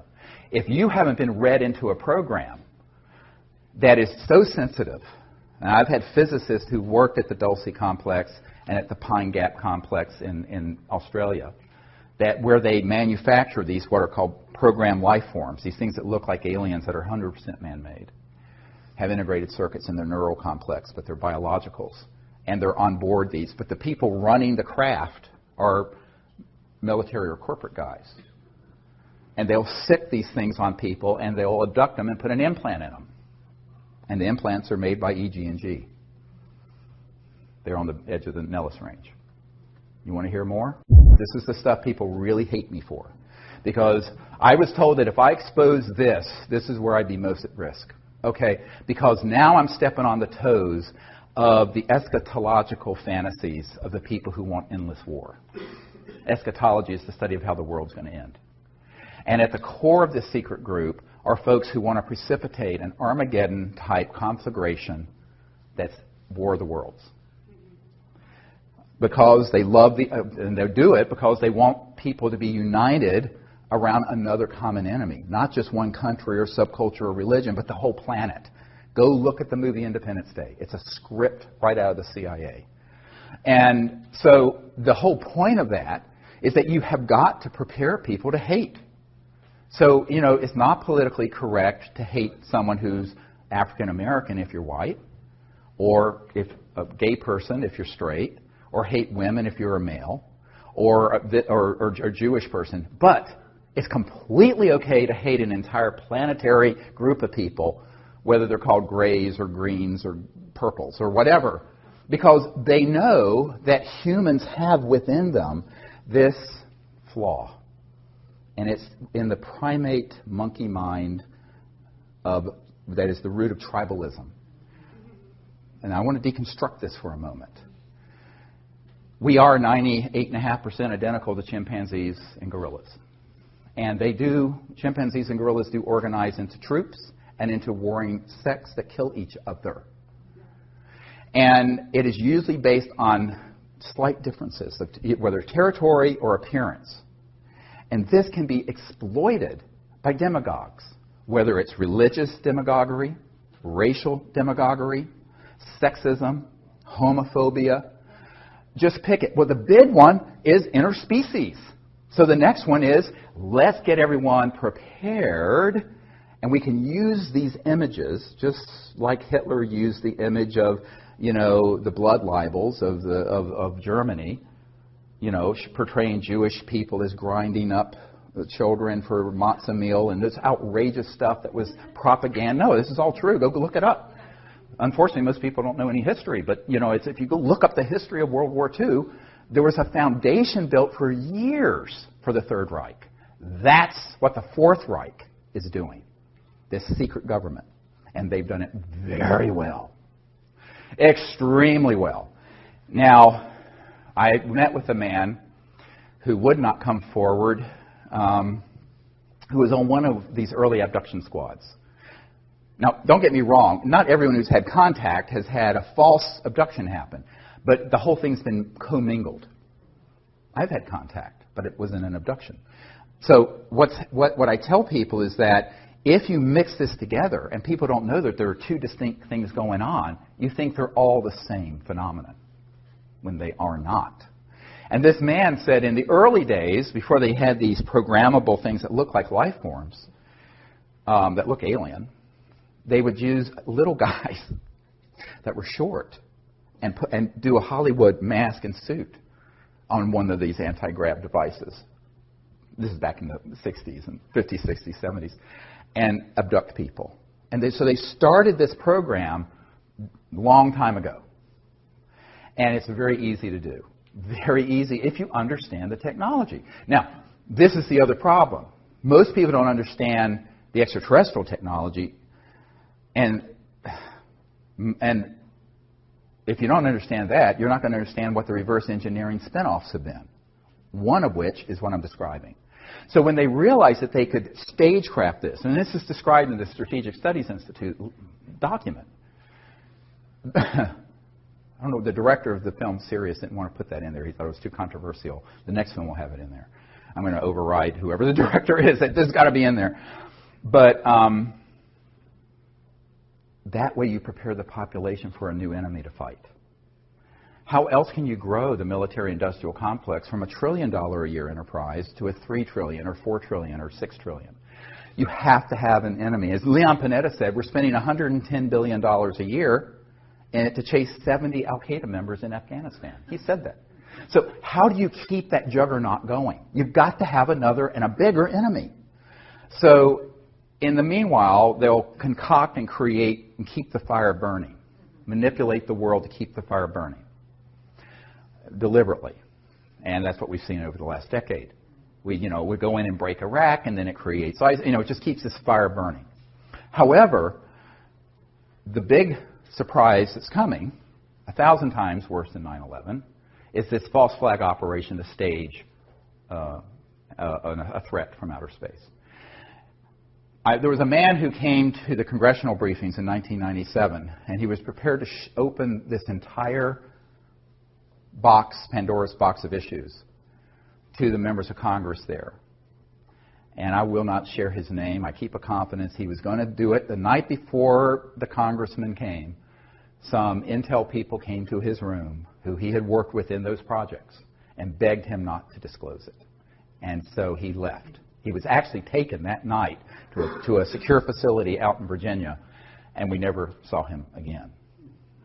He left a note under Sherry Adamak's door explaining what happened.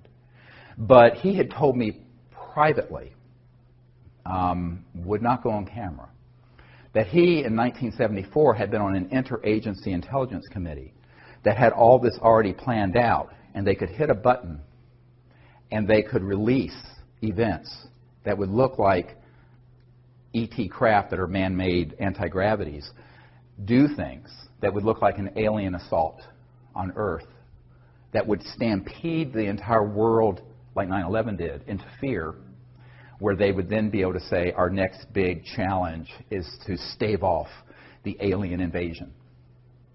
And I said, how ready was he? He says, we could have hit a button and the whole thing would have run, and that was in 74. Now, that's only because he was on that committee in 1974. He told me, but he said it was fully operational well before then. So we're getting into some really deep and dark stuff here. Some people are very disturbed when I share this. I don't think we have to, it's childhood's end today. You have to go into this with eyes wide open. And so one of my real concerns in putting together all the evidence and information I have on this is that then there are other people who are within the UFO subculture who will take the disclosure moniker and fold it into mutilations and abductions and evil aliens and this and that and the other thing. And I warned about this 10 or 15 years ago. And so it has come to pass. And I am very disturbed by it. It's the one thing that makes me want to shut down all my efforts. Because I don't want to hurt human consciousness more than it's already been injured. My whole purpose is to help us get to a point where we become a peaceful planet that becomes interplanetary and interstellar. Not World War III that's interplanetary. But people who are not very nuanced in their thinking, or as Dr. Richard Haynes at NASA used to say, unselective filters, non-selective filters. They just let anything through and are not discerning. Will take information and documents and witnesses and people I have and then fold it in to this other disinformation, and they do not have the discernment because they have not been at meetings with people from Behind Gap and Lockheed and the Cube. The Cube is the big underground facility that Lockheed Martin Skunk Works runs up in the high desert near Edwards Air Force Base. It's the state of the art where all these things are done. And at Dulce, which does exist. There's a man on my team who worked at Los Alamos National Labs as an engineer, senior guy, who knew a man who got on an underground connector going from Los Alamos to Dulce to work on these projects. Now, if you go to Dulce, there's nothing there because it's accessible only underground. It's accessible from Los Alamos, it's accessible from Nellis, and it's accessible from Edwards, all the way from Edwards, Air Force Base in the high desert of California. But these underground connectors, this is no myth. They do exist, and they're maglev, anti-grav, sort of, but they're underground. You go in one place, and boom, surface in another. Now, this brings up the question is, it's like the old song from the 70s, Don't Be Fooled Again, or The Who, we won't be fooled again. Will we? And I think that's the problem. Knowledge is the greatest purifier, it says in the Vedic and tradition in the Bhagavad Gita. So knowledge is key. We have to share this information. But we have to do it in a way that presents the full story. And that's what I wanted to do today, is to provide the background of disclosure, but also how fraught it is for being hijacked by people who lack the wisdom, frankly, and the insight to know that they're being played by the intelligence community like a fiddle, and putting out information that can only pollute human consciousness to convince people, yes, the UFOs are real and the ETs are out there, but some of them we need to be afraid of and fight in the next big world war. One person asked me once, how can you prove that all of them aren't hostile? I said, well, I can't. You can't prove a negative. It's axiomatic. But I was asked this at Wright-Patterson Air Force Base. Let me tell you a little story that's very instructive. So we're there, and there was a colonel there who was in charge of this operation at Wright-Patterson, and Bruce Ashcroft, who was an intelligence officer, although he was posing as a public information officer. He's really Air Force Intel, a suit. And so my military advisor and I, and another man who had worked for the State Department and who was also a naval intel guy was with me. And so I went from the Rockefeller Ranch to Wright-Patterson Air Force Base to this place where all this stuff from Roswell was originally sent. And we had this meeting because it was forced on them by the head of J2, the previous one I briefed, my people briefed, Tom Wilson, Admiral Wilson. And when we got in there, we basically said, we're not here to get information from you because we know what you have here. We've already penetrated what's here. We're here to provide information to you so that you do not interfere with what we're doing with the CE5 contact initiative. So civilians are not caught in the crossfire between you guys and what you're doing with ETs. That was the purpose of the meeting, remember. It's very high stakes. The one thing I don't want to do is have a group of people caught in the crossfire. So, not that the ETs would hit them, but our folks might accidentally, and we almost were hit at Mount Shasta a few years ago. Yeah, I'll tell you this story if you want to hear about it during the question and answer. But during this meeting, the colonel finally, at one point, said, well, how do you know that these intelligences from elsewhere aren't a threat to us? I said, well, sir, given the galactically stupid things we have been doing, chasing them, firing at them, developing laser, particle beam, and other weapon systems, and knocking enough of them down that you've been able to reverse engineer them. If they were hostile, and they have interstellar transportation technologies, it would have been point, set, match over in 1945, about the time we developed the atomic weapon. The fact that you and I are having this conversation and breathing the free air of Earth is abundant testimony to the fact that they are non-hostile, even if they may not be pleased with our stupidity. Don't get me wrong. I'm not saying that these civilizations are altogether in thrall with what's going on this planet. Who would be? Take a look around. But if they were overtly hostile, it could be over in a nanosecond. Because let me explain to you what the technologies are. Okay, all of you looked at video games and Star Wars movies and Star Trek and other rubbish. So, okay, wipe your mind clean of all the rubbish that Hollywood puts out. Now let's get into some real science for just a minute.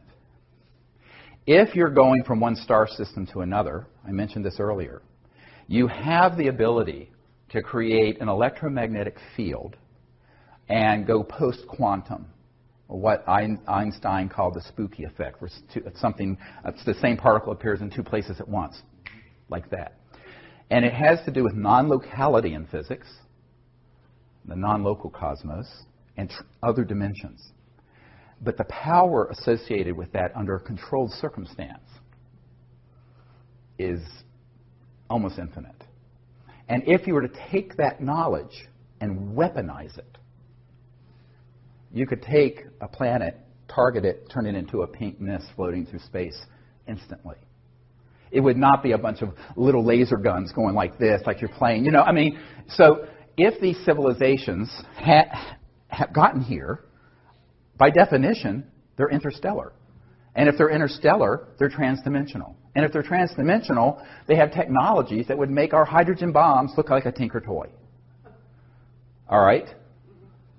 And yet here we sit, notwithstanding the fact that we have been using electromagnetic weapon systems to target them and knock them down since 1947. The Roswell crash was a targeted electromagnetic switch that knocked two craft down. They actually collided with each other. One went down near Roswell, one continued and impacted near Socorro.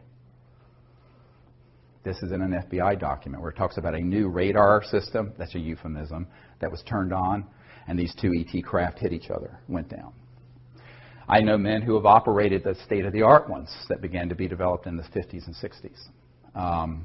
And now we're 60, 70 years into what are called scalar or longitudinal electromagnetic systems, which are sort of electromagnetic pulses that instead of having a wave like this, are point radiation. So they're multiples of the speed of light.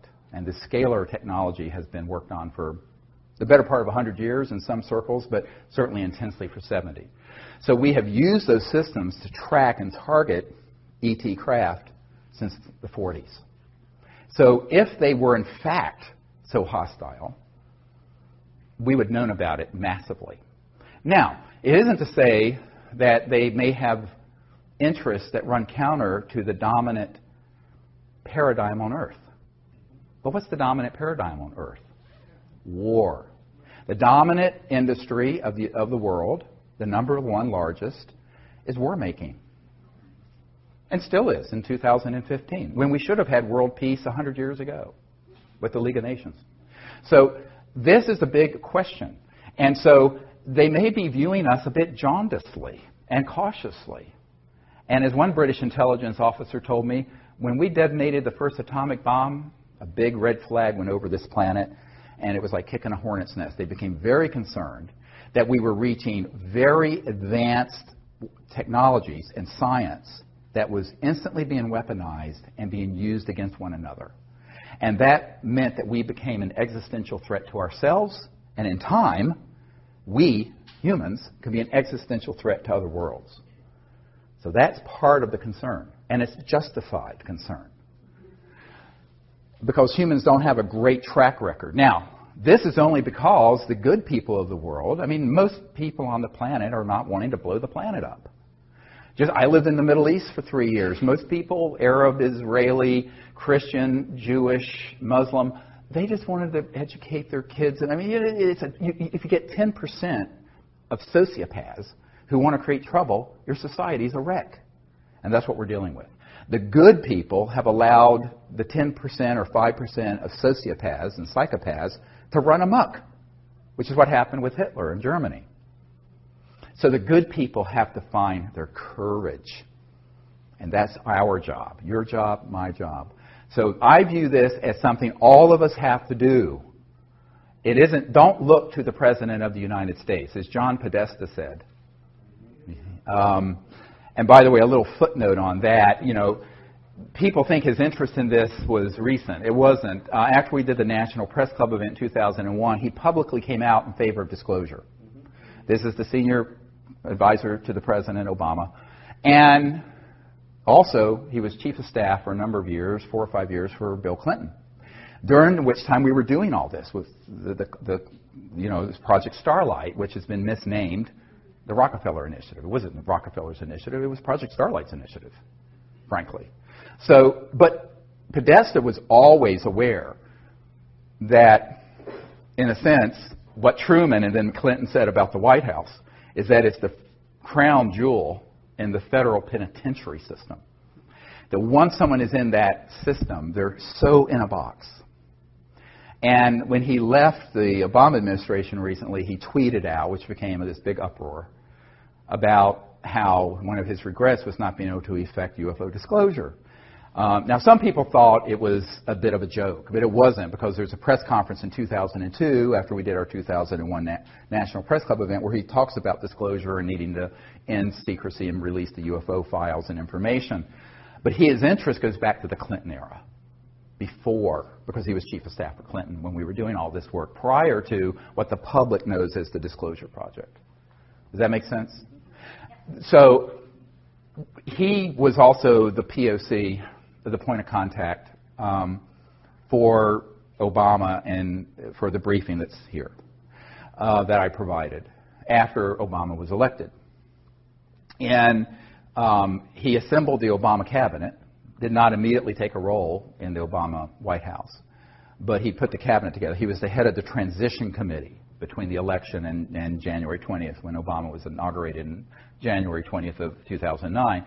And there was a man who was doing a course with him at Georgetown Law School, who's an attorney here in town who wants to be anonymous, who said, look, you know, he's very interested in this, and, you know, the president, of course, is going to be in the same situation they all are. And so I was asked to put together a briefing, and it went to this man for Podesta and Obama. Because Obama was, you know, looking to John Podesta as sort of his secrecy guru, because he had been a senator from Illinois or someplace for a couple years. He didn't know anything about all this. And he wasn't going to be told by his CIA director, Leon Panetta, because I sent this same thing to Leon Panetta, because he didn't know anything, being CIA director. So that's kind of my role, is to be the bridge between this unacknowledged world and that world when I'm asked to do it. And it continues. So last year, I was, about a year and a half ago, I was in Australia on an island with 120 world leaders. I was asked, the year before that, it was the Director of National Intelligence, who had just retired, who briefed them.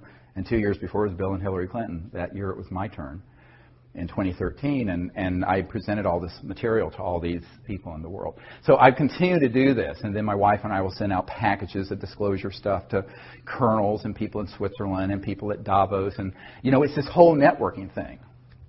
By the way, that's where your tuition is going, because these things are very expensive to do, and we have no funding.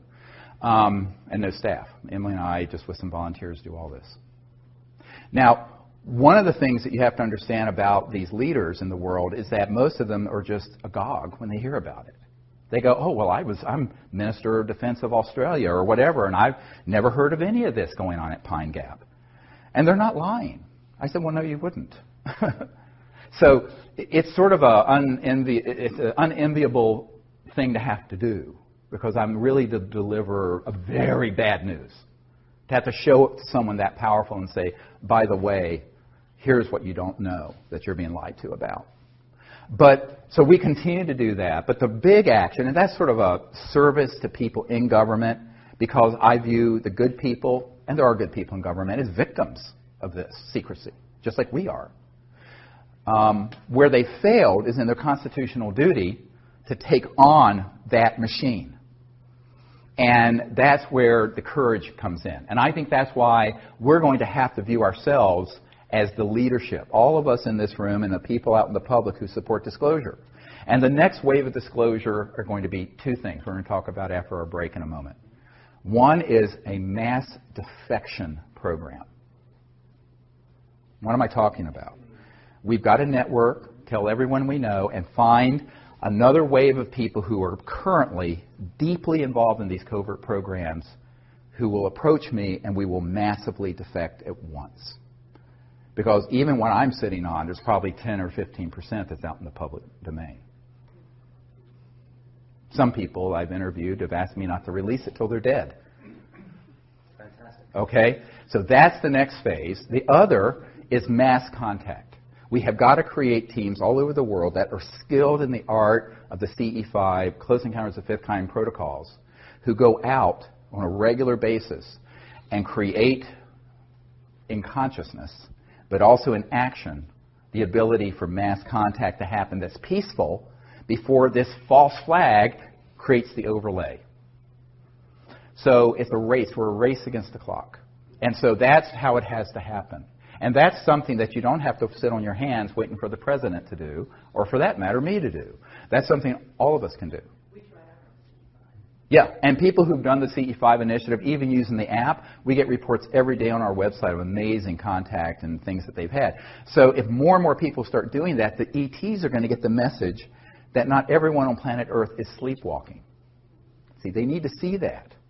Now, people have asked me, Larry King asked me, why don't they just land on the White House lawn or at a Super Bowl game? I said, yeah, they could do that. But all that would do would trigger mass panic, because these folks in the intelligence community would say, we're being invaded. We need to fight them. They know not to hit that tripwire. They want us to invite them and create the correct atmosphere of universal peace in consciousness and action to make contact. Then they'll come.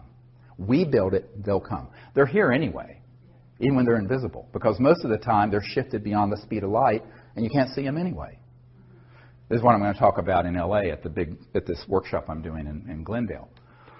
But I think that's why, if we understand how powerful we each are, not only to find more and more mass defecting witnesses inside Booz Allen Hamilton and inside the CIA and Lockheed Martin and Skunk Works and Dugway Proving Grounds and Nellis Air Force Base and Pine Gap. And I have a whole list of corporations and facilities that I've updated of where these operations are currently going on. And we need to have people in those systems come out. Not trickle out one at a time with no credibility, but en masse. Just like the 01 event, but on a larger and deeper level. So that's what I'm calling for now. And then the other is all of us becoming ambassadors to the universe as citizen ambassadors, peaceful contact. And that's something every single person can do in their own community. And if you do it and you practice it and learn what the protocols are, you'll be quite stunned at what will happen. It's beautiful. How do these groups manage to get money from it? Because they get government money. How do they do that instead of working outside the realm of typical government agencies? He asks, how do they get the money from public coffers to run these sort of projects? It's actually a very good example of it is one of our witnesses who worked for SAIC, Science Applications International Corporation, in La Jolla, California, is the headquarters. And this is one of the crown jewels of the contracting entities that deal with this issue. And SAIC deals with many issues, but they sort of have companies within companies within companies. That's the way it's structured. And this particular witness, who's one of the Disclosure Project witnesses, was a woman who had been recruited to work for the company. And she was in a program that basically was a room and a bunch of file cabinets. And what she did, they took in millions of dollars based on a grant and or a proposal for funding research.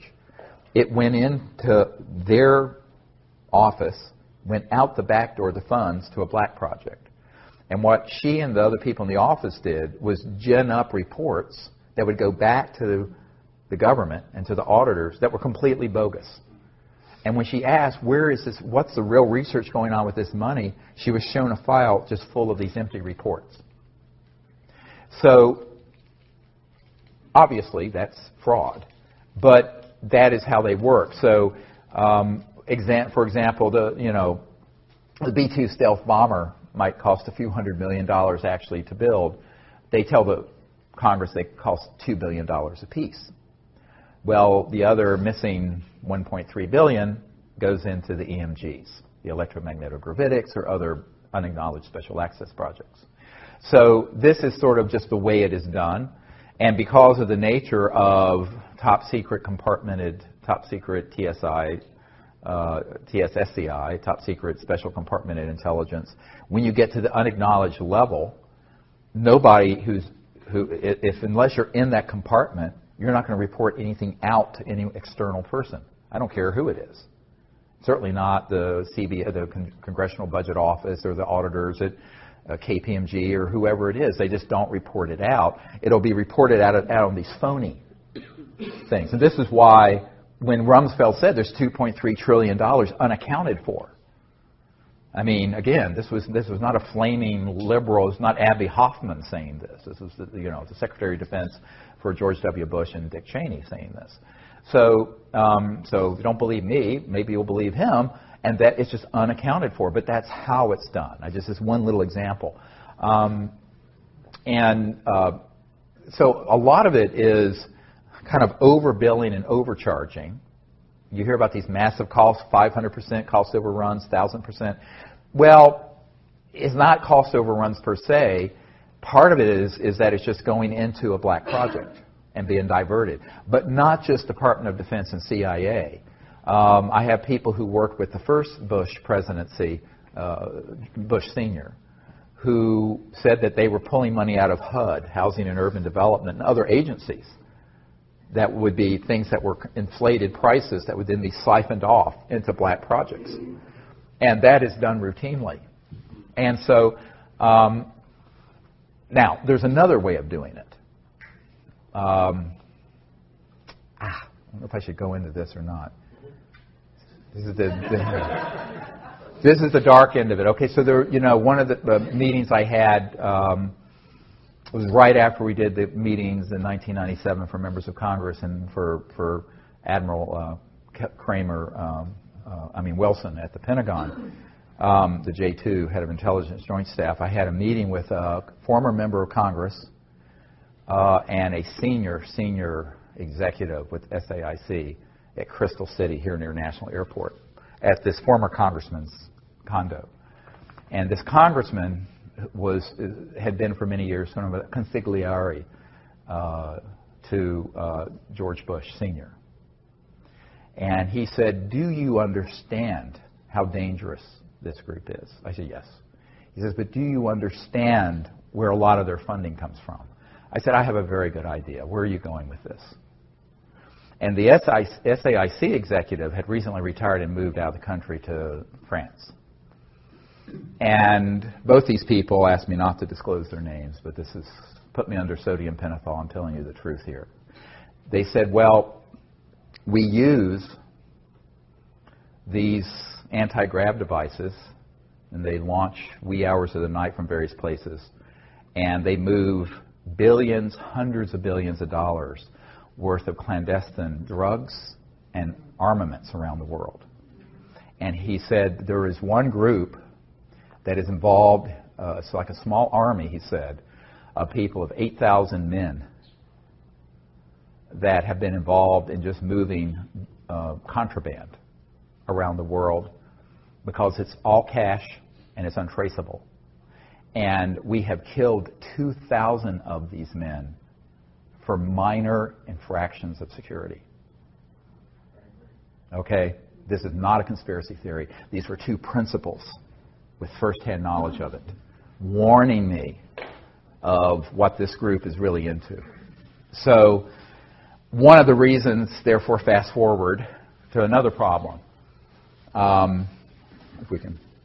If the drug war has been created so that by making it illegal, it not only keeps it criminalized, but it creates a domain where so these super black illegal operations can kind of pluck the low-hanging fruit and have a very large, I'm talking hundreds of billions of dollars of funding by being kind of integrated with these criminal enterprises.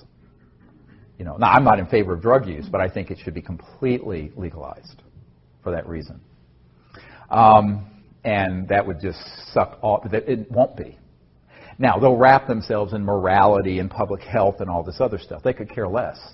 I mean, you know, any middle school kid can go to anywhere and get any drug they want in the D.C. area or even out in Virginia, in the rural area I live in. It's so that it creates their own little monopoly, and it does. And this is not a conspiracy theory, because I have met with the principals who were involved in those operations. So that's another source of funding. Now, there's another source of funding. So we have the black budget of the United States government, $100, $200 billion a year. You have this clandestine and very dark criminal enterprise running drugs and armaments. And then you have another source, and that is, I call them the corporate spin-offs. Pieces of junk like this.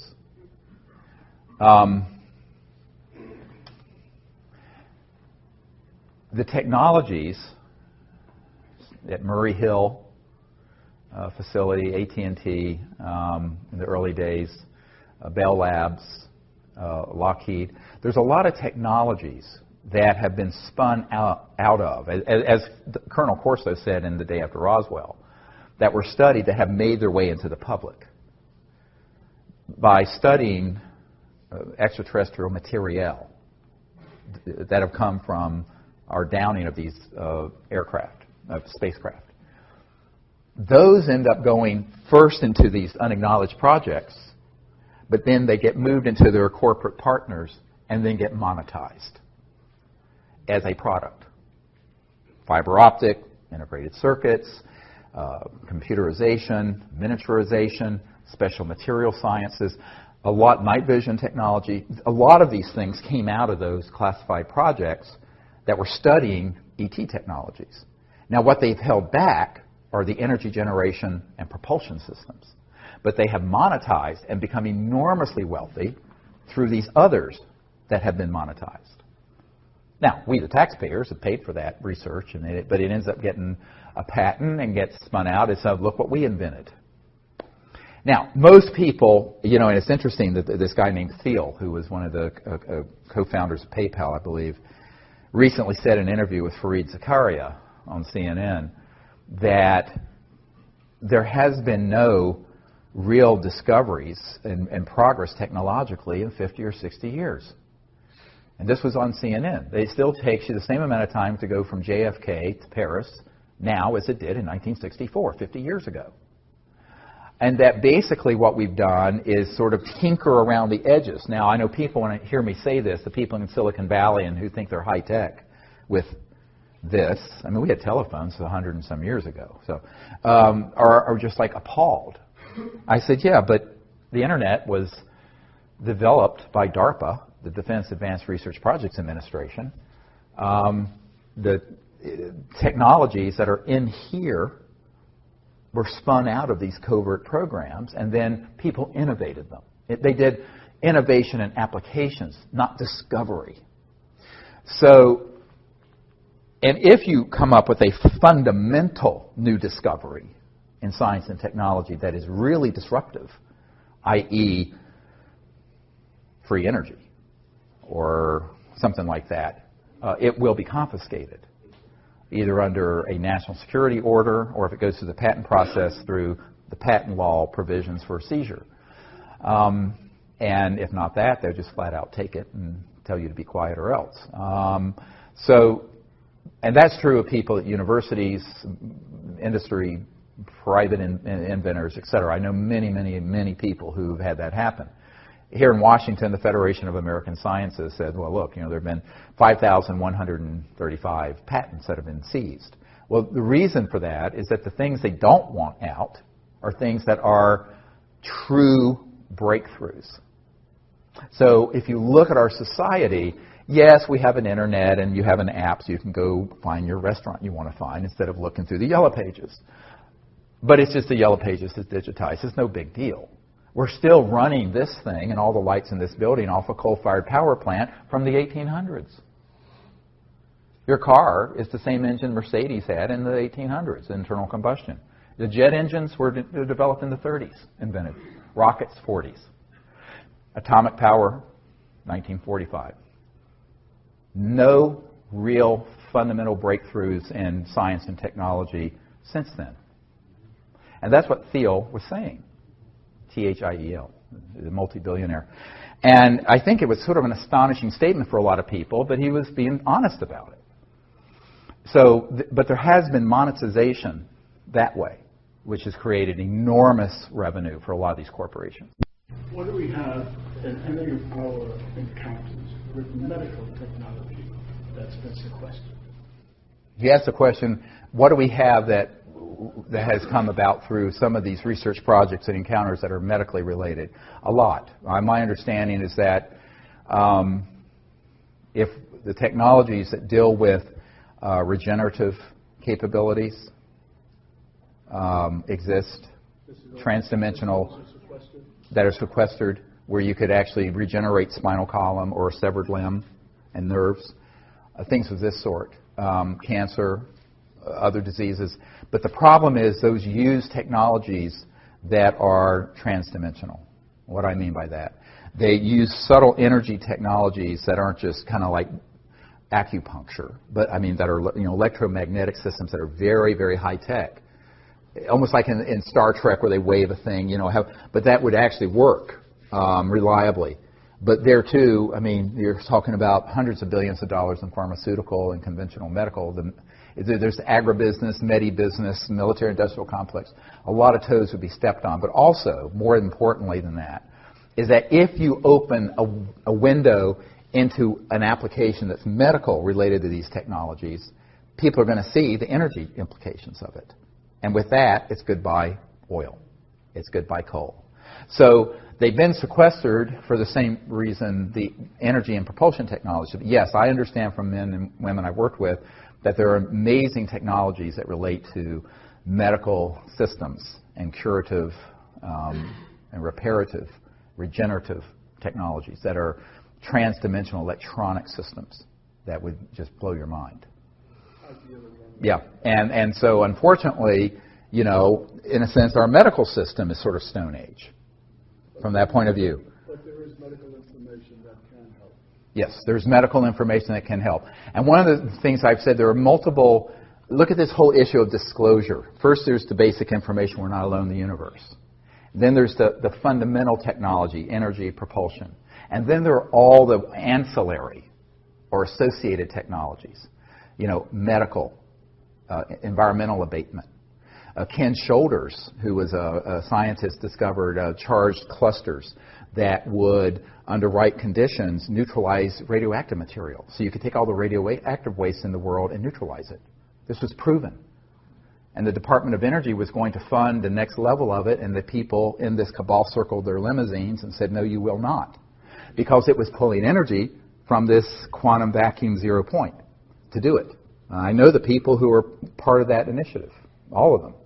So there are so many spin-offs and benefits of disclosure of this central issue, but that's the reason it's secret, is that the implications are so huge. It's not just the energy sector or the transportation sector. It's the medical, it's the pharmaceutical, it's all of it. But, would 99.999% of humanity benefit if it was used peacefully? Now, there's a big caveat. If it was used peacefully, yes. The bigger question becomes, as a colonel who was in charge of future technologies for the Air Force, and I discussed here in D.C. not long ago, what if they're weaponized? I said, well, they already have been, haven't they? But they're covertly weaponized. But what if they proliferate and are weaponized? So this gets into sort of the larger question, evolutionary question of, are we willing to go forward as a peaceful civilization or not? because we are at a crossroads where if we don't go forward peacefully, we won't go forward at all. And it's not world peace, it's universal peace. It's interplanetary. So one path leads to, it's like the Hopi line or the Hopi prophecy rock. One line leads to termination, and the other one leads forever out into the future, into the stars. We are the last generation to make that decision. We don't have another 100 years. So that's why this is so critical. It's why I left my medical career to work on this, because I came to realize, once I realized what was behind the secrecy, why it's so secret, that it really doesn't matter. I mean, yes, I can save one life at a time in the ER, or maybe 3 or 4, when I'm really busy. But I used to have to run multiple code blues. Code blues when your heart stops. But now we have the responsibility of the Earth and all of her children for the next thousands of years in the balance, hanging in the balance. So humans have been trying to make this transition for a very, very long time, and it keeps getting thwarted by, let's say, call it special interests, people who are hell-bent on maintaining the status quo of the financial system, the political system, whatever it is. But there has to be, let's say, a nonviolent revolution that has to take place. I'm not a violent person, but I don't think you let these the sociopaths who have another agenda to continue to call the shots as they have for the last 100 years. We have to have the good people step forward. Most people, though, who are nice are too nice.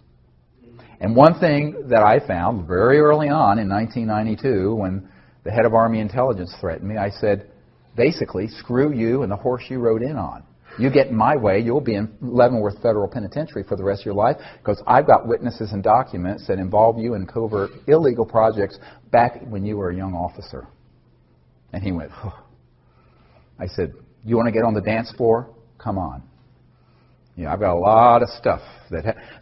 But that's, you know, that's ugly, perhaps. But you know, you're not going to threaten me and get away with it. But I think that most people. Here's one of the problems: is that people are either too nice or they don't have the courage. Like so many of the technologies that I know are held by people who are out there that we've met with, who could bring out these technologies. The first time someone comes up to them and goes, boo, they put their tail between their legs and they run. They're not willing to take the risk. Now, you have to be willing to take the risk, including losing your life, or you can't go anywhere with something like this. Or if they know they can put you on the run with the least little threat of defaming you or threatening you or what have you, they know they've got you, because that's what's going to happen. So the currency the only currency that matters. You have to know about this. You have to have the vision of what to do. There has to be a certain fund of knowledge and intellect, is why I'm sharing. But when push comes to shove, how much courage do you have? And that's true of these medical technologies. It's true of the basic energy technologies. And it's true of the state of the world. So we have to find our hearts. We have to find our ability to come together so that the good people of the earth prevail over these sociopathic folks who have a eschatological agenda, who love, you know, sort of endless war and have the sort of the crescendo happen with some sort of bizarre, you know, Armageddon type thing. Now, of course, if they keep fooling around, they may get their wishes, because the Earth isn't going to be able to endure 7 billion people living like we do indefinitely. I mean, we have both polar ice caps melting, and the equilibrium of the Earth is becoming, including the magnetic field, increasingly unstable. So this instability is going to increase and not decrease if we stay on the path we're on. It's like the old saying, unless we change directions, we're likely to end up where we're going. Yeah, regarding disclosure, the issues of free energy technology and such, is this the proper picture? It seems that the direction really of disclosure, looking down the road, is one of greater consciousness. Is that true? Right. Right. That's what you're really looking for. Well, yeah, he's asking, is the big picture about disclosure is greater consciousness. It's not just greater, it's the correct consciousness that can support a peaceful application of this. And also a new way of, as Einstein said, no problem was ever solved by the consciousness that created it.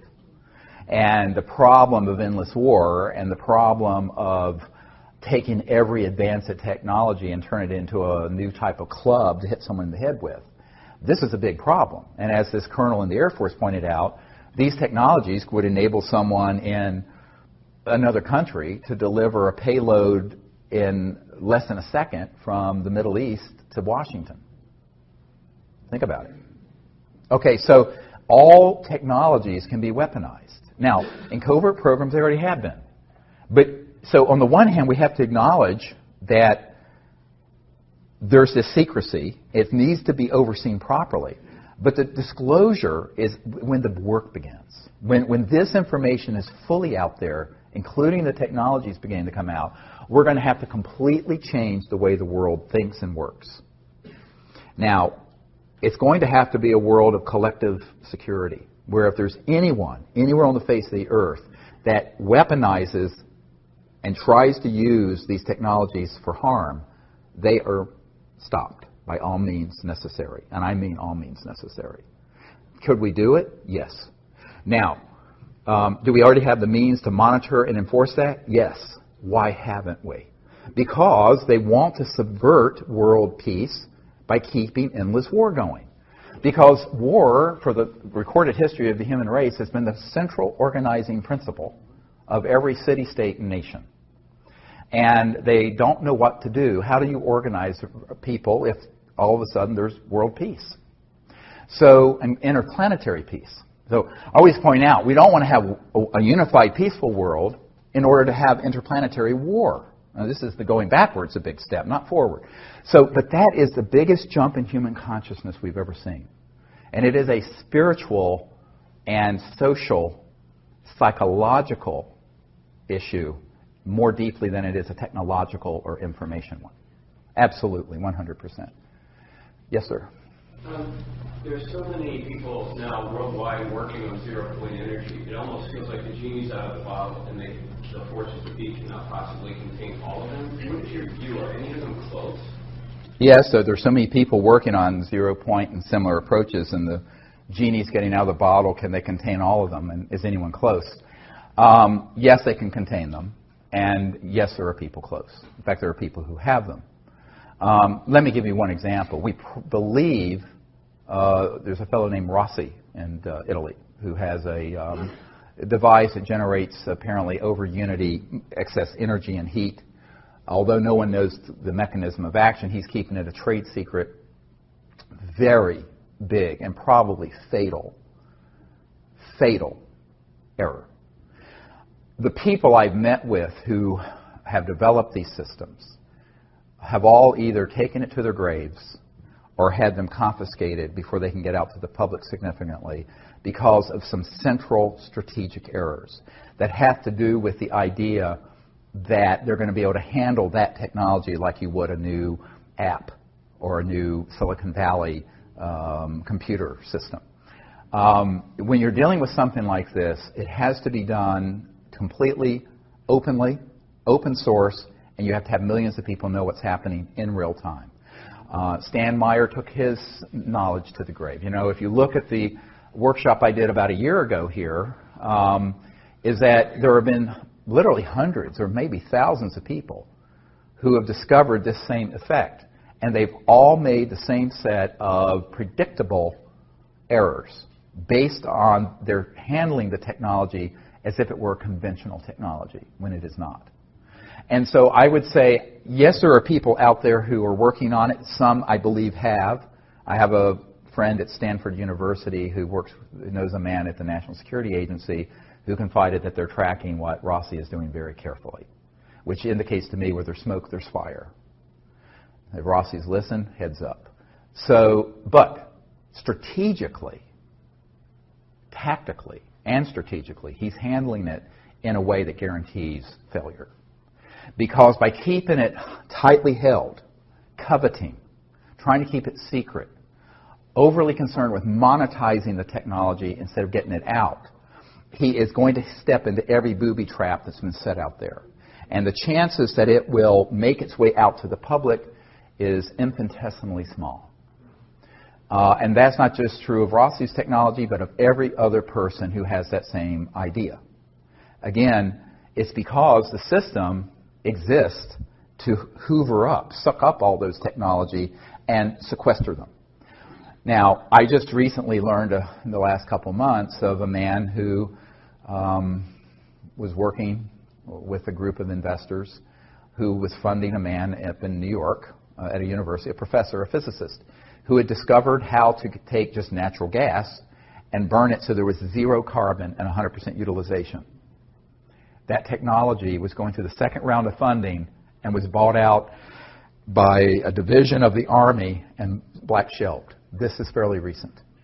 There was another technology he was working on dealing with batteries.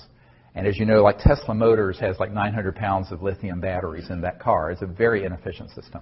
We have a Chevy Volt that it runs on our solar farm out in the country. But it's incredibly backward technology. And a group had developed a battery that was, instead of 900 pounds, 100 pounds that would charge in 15 minutes. That would take but it was so radical that Tesla and some of the other groups had put together, I think it was about $1 billion between two different groups to acquire it, and British Petroleum came in, bought it for God knows how much, and black-shelved it. This is fairly recent. So these are not conspiracy theories. This happens every day. So if you have a technology and you go the conventional investor route, funding route, patent route, intellectual property route, it's DOA, dead on arrival. Now, we've seen this over and over again, going all the way back 100 years. So, you know, the definition of insanity is doing the same thing over and over again, expecting a different result. All right? So what I want to say to these technologists and inventors is that don't keep making the same mistake. But ultimately, the money factor and the greed factor and the power factor, people wanting power and money and da-da-da, they really think they can just like be like the next Facebook guy or the next, you know, Standard Oil, Rockefeller family. That thinking is what ends up being their Achilles heel. Because ultimately, it ain't going to work that way. And someone's going to have more money and power than the next person has, and they're going to buy it out. Or it's going to get sequestered through a national security order. So the only way to do it that I can see is to do it openly, transparently, in real time. Every step of your development is uploaded to the internet, which is my proposal for the energy research and development program we want to do. Well, we don't have the funding to put that together. But if I were just to be put on the advisory board for these new energy researchers, I would say that's the first thing you have to do. The problem is many of them are trying to get funding from people who want to be able to get a return on their investment. So that gets into the question of you have to find people who are true angel investors who want to put the funds in, and they may never see a penny out. But that's very, very hard to do because, you know, it's the golden lamb sort of thing. And that's the real problem. And I think that until we learn that lesson that the last 100 years of experience has given us collectively, we're going to keep making that same mistake. And all I can do is advise. I can't force folks to do it. And we'll see. I would like to see someone make it through that juggernaut. But I'd be very surprised if they do using the strategies of conventional business, intellectual property, finance, and investor concepts. I've been following your work for a lot of years, and particularly that video that you put out where there were like 400-some people that worked for the government. They all stood up at the podium and they spoke. I was amazed that you put that out there. But I read an article that you had put out talking about Buzz Aldrin. He had died back in November, and you put the article out about his death and how his family couldn't speak about. Oh, I think that was Neil Armstrong, actually. Neil Armstrong. Yeah. The first man to walk on the moon. Yeah. Exactly. And you said that when he landed, he saw something that he couldn't talk about? Yes. What was it? Yeah. This is a really great question about what really happened. You know, my uncle worked for Grumman that became Northrop Grumman, and Grumman had the contract to build the lunar module. It landed, a funny-looking thing that looked like a spider. It landed on the moon in 1969 on July 20th or whatever it was. The first two men on the moon were Neil Armstrong and after him Buzz Aldrin. Yeah. And back when we were doing these briefings for Congress, and in fact even before then, the Asilomar gathering in 1995, we reached out to Neil Armstrong because I knew from contacts and family that when we landed on the moon, we weren't alone. Okay. And that Neil Armstrong, there were two people who've been on my team for many years who were good friends of his family. And so we reached out to him and invited him to come to those events, and he politely declined and told us that it was made very clear to him and the other Apollo astronauts who witnessed this first event, where when we landed at the crater on the moon, the rim of the top of the crater was, quote, crowded with UFOs, the craft that were up there, multiple of them, and that these were filmed. And that I know people personally who've seen that film footage. And that's why the film footage that came back to the Earth, and we did go to the moon, but some of the footage, it doesn't make sense because the flag is moving. Now the reason for that, and this is where people say we didn't go to the moon, it was all hoax and filmed in a basement up in New York.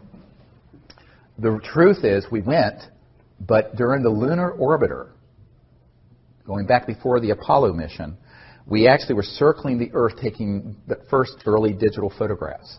And as you know from the testimony of Disclosure Project witness Carl Wolf, there were structures on the moon that were artificial. Some were newer and some were very ancient. And so they knew the covert programs, and these images were being downloaded to out here at Langley, not the CIA headquarters, Langley Air Force Base, to a compartmented operation run by the National Security Agency that was then sequestered away from the other NASA scientists. But the people running that project, the deep black people in those projects, knew that it was likely we were going to encounter something not of this world or a UFO when we landed. Therefore, they had filmed some footage that they could splice in if something started happening. So during the live transmission, if something started happening, there's a delay that went through this National Security Agency filter, and they could immediately, instantly put in. And that's why there's a couple frames where the American flag is moving. Well, there's no atmosphere on the moon, okay, which was the one mistake they made in that whole plan. That's the telltale giveaway. Now, some people have taken that, the conspiracy theorists have said, we didn't even go to the moon. We did go to the moon. But they knew that it was likely there were going to be ETVs, extraterrestrial vehicles up there. And so when they stepped out, of course, you know, and we're approaching actually, before they even landed, they saw them. So they were already with this sort of pre-prepared film that looked very, very good, except for this one error. And so Neil Armstrong and Buzz Aldrin know for a fact. Now, Neil Armstrong said, look, you know, if I were to go forward and talk about what actually happened, I've been told, Neil Armstrong said this to us, that my wife, my children, and my grandchildren would all be killed, that they would take us out somehow, some terrible accident. And he says, I'm not going to talk about it. Now, Buzz Aldrin has just basically, he sort of had a nervous breakdown after this and was actually at an Air Force facility. I know a man that was there with him, and he confided that this is also what happened. I also know Buzz Aldrin's sister, who pulled me aside and says, yes, you're absolutely right. That is what happened, but it's not my job to out Buzz Aldrin on this. If he's ready and he's able and allowed, he will speak about it. But you have to understand enormous pressure was put on these men never to speak about what actually happened. Can we speculate on whether those ships came from here or from there? And this is the follow-on question, were those ships that were around the moon at that time in 1969 extraterrestrial or man-made reproduction vehicles using anti-gravity? I don't know. It could have been either. But I think probably they weren't ours, only because those folks would not have wanted to risk exposing that they were there with cameras rolling. Okay, because that would have, of course, ended the fact that they have these secret aircraft, a secret space force. They would have watched TV and knew there was a space shuttle. So that's one of the problems. That's, I've thought about it, and the answer is I don't know, but from a logical point of view, I doubt it was ours. Okay. Now, one of the things that Neil Armstrong was overheard saying, and this was reported in Timothy Good's book, Above Top Secret, is that Neil Armstrong stated that we were essentially warned off the moon. That, in other words, these civilizations did not want us going to other moons or planets to colonize them with the consciousness of nationalism and the Cold War. Because remember, the Apollo project was really a proxy for the Cold War. The United States was in a complete panic when Sputnik overtook our space program, the Soviets. And so the race to the moon was part of, and always was part of, the military competition between two huge superpowers, the old Soviet Union and the United States of America. And so when we went there, but we went there not as a peaceful world civilization, but as a competing Cold War effort that were armed with thousands of thermonuclear weapons, hydrogen bombs, pointed at each other. That was not the consciousness that the ETs want to see us going into space with. They want us going into space with the consciousness of peace and cooperation, not militarism and war. So that's sort of your, let's say if there's an entry ticket to space exploration, that's the main one. And we haven't quite reached that point, have we? So I think that's why Neil Armstrong said, I don't know what was said or done, or what was done by these craft, but he said it made it very clear that they weren't real happy that we were going there in this way. And that's, in my opinion, why we wound down the space program to the moon. My uncle was involved with this, and there was all kinds of plans to put colonies there and buildings and have, people living in sort of like domes like they have out at the biosphere in Arizona and what have you, and all that was shut down. Now, the excuse they gave was budgetary cuts. But I don't think it was budgetary cuts. I think it was because, it was quite clear that we were going out there immaturely as a warring civilization and not as a peaceful world civilization, which is the requirement. Yes, ma'am. But Kennedy had talked to the Soviets about going jointly. Was that a peaceful thing together, or what prompted him? What did he know, or what was behind his question? Because he took a lot of flack. Yeah, Kennedy did want to do an international, from the beginning, space program. And, when he was assassinated, Khrushchev wept and stated, now we will not have world peace. Because Kennedy, and actually Bobby Kennedy said this, Bobby Kennedy Jr., who I've met, said this recently on a CNN interview, is that his intent was, in his second term, to get completely out of Vietnam, to do a cooperative, and to make total peace with the Soviet Union. Now, of course, there goes $1 trillion in military industrial intelligence spending. And they were not happy about that. He was also going to disclose this UFO issue. And I think there were a number of reasons why, he was just not willing to succumb to their view of how the world needed to progress with endless conflict. And that's why there was no second term of Jack Kennedy, in my opinion. Now, from what I know, and this is also somewhat corroborated, although in a bit of a titillating way, with the document I got from the National Security Agency contact I have. That's the Marilyn Monroe document. And in the Marilyn Monroe document, it's a top secret document that was handed off to me, never declassified, authenticated by a man who used to be General Odom, O-D-O-M's right-hand guy, who was National Security Agency head for years. And in this document, it was a wiretap summary that the CIA wiretapping a bunch of people, but mainly Marilyn Monroe, who, as you know, had an affair with Jack Kennedy and also with Bobby Kennedy, and they knew it was coming too public, and so in 1962 or whenever it was, they cut that off. And she was furious, so she was calling up Bobby Kennedy, the Attorney General, and an art dealer named Rothberg in New York, and other people, saying that she was going to hold a news conference to tell Jack Kennedy, to tell the world what Jack Kennedy had told her about, quote, objects from outer space that were recovered in New Mexico in the 40s, clear reference to Roswell, as well as some other matters. That wiretap summary is dated the day before they found her dead. Now, when I brought this up to, there was a famous actor and singer named Burl Ives, who used to be on our executive committee, and he was friends with Marilyn Monroe and Elizabeth Taylor. And Burl Ives, when I showed this document to him, he just held his head. He says, "We all know Marilyn was killed, and that it wasn't an overdose. We didn't know why." And he was a 33rd degree Mason. Burl Ives was. He has a room in this building next door, the big 33rd degree Masonic temple next door. And I said, yeah, well, Marilyn didn't know what kind of big toes and big gorillas she was stepping on. But, of course, the whole world would have covered that press conference. It would have been sensational. And so Marilyn Monroe almost certainly was assassinated because she was going way too far off the reservation.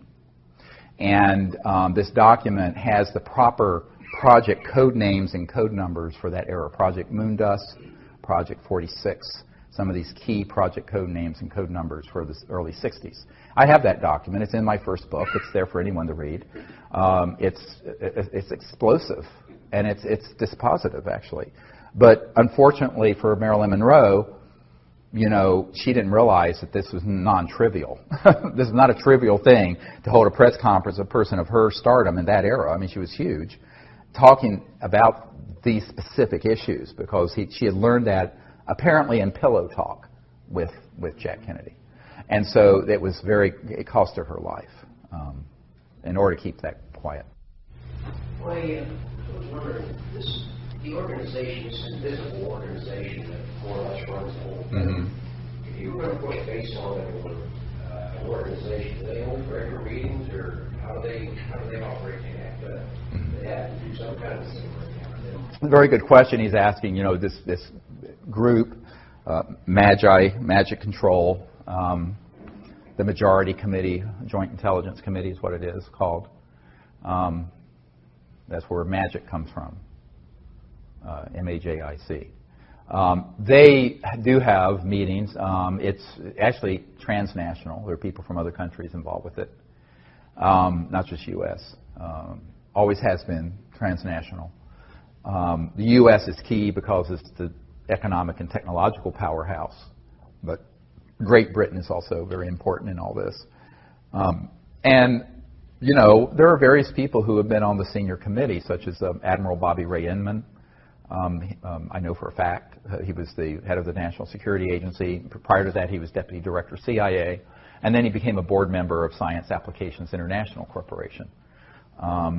So I know a number of the people. I've met with some of the people who are on this group, including people who are deep covering the CIA and elsewhere, and former members of Congress and other SAIC executives I've met with. But, you know, it's also very compartmented. So in other words, you may have 200 or 300 people in this group that are the sort of committee, but even within that, it's a pyramid, and there's compartments within it. Not all of them know everything going on. It's not like it's an all-access pass. And some have gone rogue, splintered off and kind of gone rogue, even within the rogue. Rogues of the rogue, if you get my drift, which is why it's so dangerous. You know, I could draw a whole diagram of it, but you can kind of imagine some of the key people. You know, more recently, General Michael Hayden has been involved with that committee, who had been NSA head and CI director. So some of these people are known in the public, most aren't. And what I would say is that a lot of the folks who are in the corporate contracting world, what's called WFO, work for others, contracting, are key to this. I remember years ago, right before I was going to have the meeting with the Clinton CIA director, I was in Arizona at the Wrigley Mansion, the Wrigley and chewing gum people, but it had been bought by Jordy Hormel of the Hormel Meat Company. And there was a man who was a member of this MAGIC, this MJ12, they used to call it, group. And he asked me to come to the mansion late at night, 10, 11 o'clock at night. I went there, and it was Jordy Hormel was nowhere around. They were just using the facility. And this was a high-tech digital guy, and who actually moves around in the UFO subculture. And we were at this table. It looked like a big conference table, and all these suits were there and people. And they were basically, telling me that I was barking up the wrong tree, meeting with the CIA director. And this man pulled me aside, and he said to me, the CIA director and president doesn't know about this, and they're not going to know anything about it. If you want to know about what's really going on, come talk to people like us. And it was a whole room full of folks like that. Spooky. And then it was interesting because, a couple years before, the former head of Army Intelligence had offered me $2 billion if I would stop doing what I was doing, close my operation, and join his group. He had a $2 billion slush fund out of Eastern Europe. And I said, no, thank you. And that was when $1 billion was a lot of money. And when I refused, and he went to my wife, tried to convince my wife that I should do this. But this was 2 years later, and this guy said, you know what? This is how they operate. We checked you out. You're a doctor. You have really good credit. Take out all the credit cards you want, and you can run all your operations, max them out each month. Because my group, we run the supercomputers that back up the global financial system, and we'll just zero them out every month. That's what he offered. We'll just zero all your credit cards out every month. I said, well, that's very nice of you, Jim, to offer that, but then you would own me, wouldn't you? Because you'd have a record. And I said, I'm afraid I can't do it. He said, no, we're just trying to help you out. You see how this works. That was in 1994, 93, and then 94. So I've, over the years had multiple of these sort of approaches, which is quite bizarre. And you couldn't make this stuff up. If you put it in a movie, people would think it was fictitious. But it is how they operate. So the corporate and contracting end is really a lot of where the action is with these large corporations and their compartmented groups. And then within certain agencies, there are select folks who are on this committee. So it's not all one thing, but they do have meetings, and it's evolved over the years. My understanding, I was told this some years ago, that about 70% of that group favors what I'm proposing. But the other 30% who are the really violent ones are opposed. And they don't mind killing one of their own, like Bill Colby. Bill Colby was in this group. He defected, but he did it alone. And he was going to make a run at the crown jewel of what they were keeping secret, and that's the energy technologies.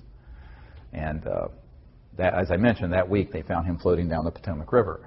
So I think that was in 95 or 96. But, I think this is why, I've had some very tragic things happen in my life, if you read between the lines, and that's why I decided I had to find other ways of doing this where we don't increase this body count. Yeah. Yes. Okay. First thing, sorry about my terrible accent. No, you're fine. Okay, so this is an important and personal question for you. How the ET choose you, and how they decide you are the right person for making contact. And if that happened and they contact you after that, what to do?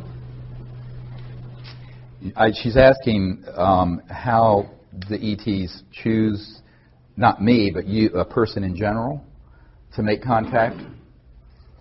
I think that there's a saying that's been, I think, inappropriately translated. Many are called, but few are chosen. I think it really is supposed to say, many are called, but few choose to answer the call. And so I think that there have been knocking on our front door and our back door and our side door for a very long time, these civilizations. What they're waiting for are people who will approach them without fear and prejudice, without violence, who understand a little bit of their reality, who will educate themselves a little bit about what it means to be interstellar.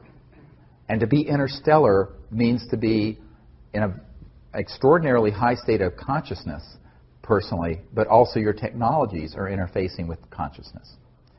And so that's why, you know, if you approach it with an ethical and moral intent of a pure heart, peaceful purpose, no fear, no prejudice, but also have prepared yourself for, shall we say, the unusual, even strange or bizarre ways that they may interface with you, so you're not afraid when they do, then they will. But they expect a certain level of you being educated and prepared.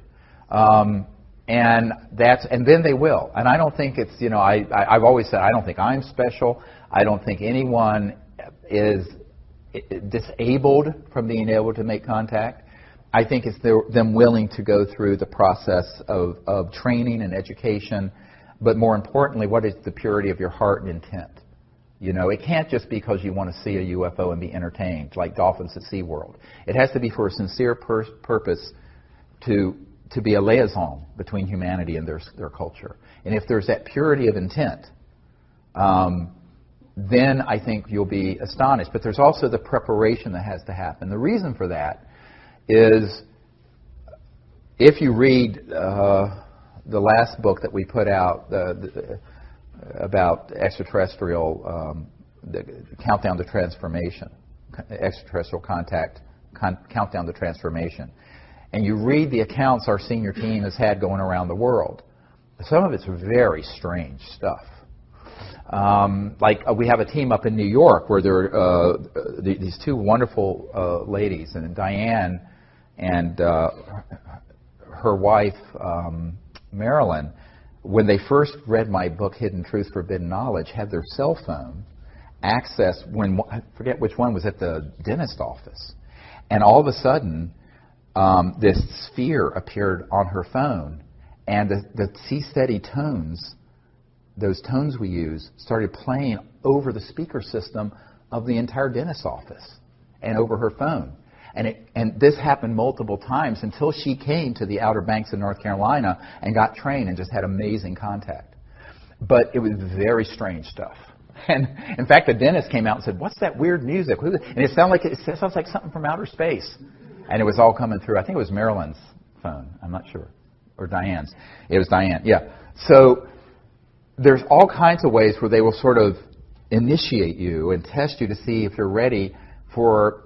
Most people live in a very 3D, almost teleologic, very in-a-box world. But if you're interstellar, you're not living in that world. You're living in the world of higher dimensions, higher consciousness, energy fields that are completely beyond the speed of light. And so when those come into 3D, it can be very unusual. And so preparing yourself for contact involves understanding where mind and consciousness and thought and electromagnetic systems and all this phenomenon come together. There's a nexus where they come together. And that's why the development of higher states of consciousness in the meditative state is the foundation of the whole Close Encounters of the Fifth Kind initiative. It's very controversial amongst the nuts and bolts crowd in the UFO subculture. I said, yes, but you're not dealing with civilizations using a piece of junk like this. They're not communicating using the speed of light. Because if they're from the Andromeda Galaxy, which one of the ETs that came at Joshua Tree told us he was from the Andromeda Galaxy. And we have a photo of it. It's on our website. Go look at it.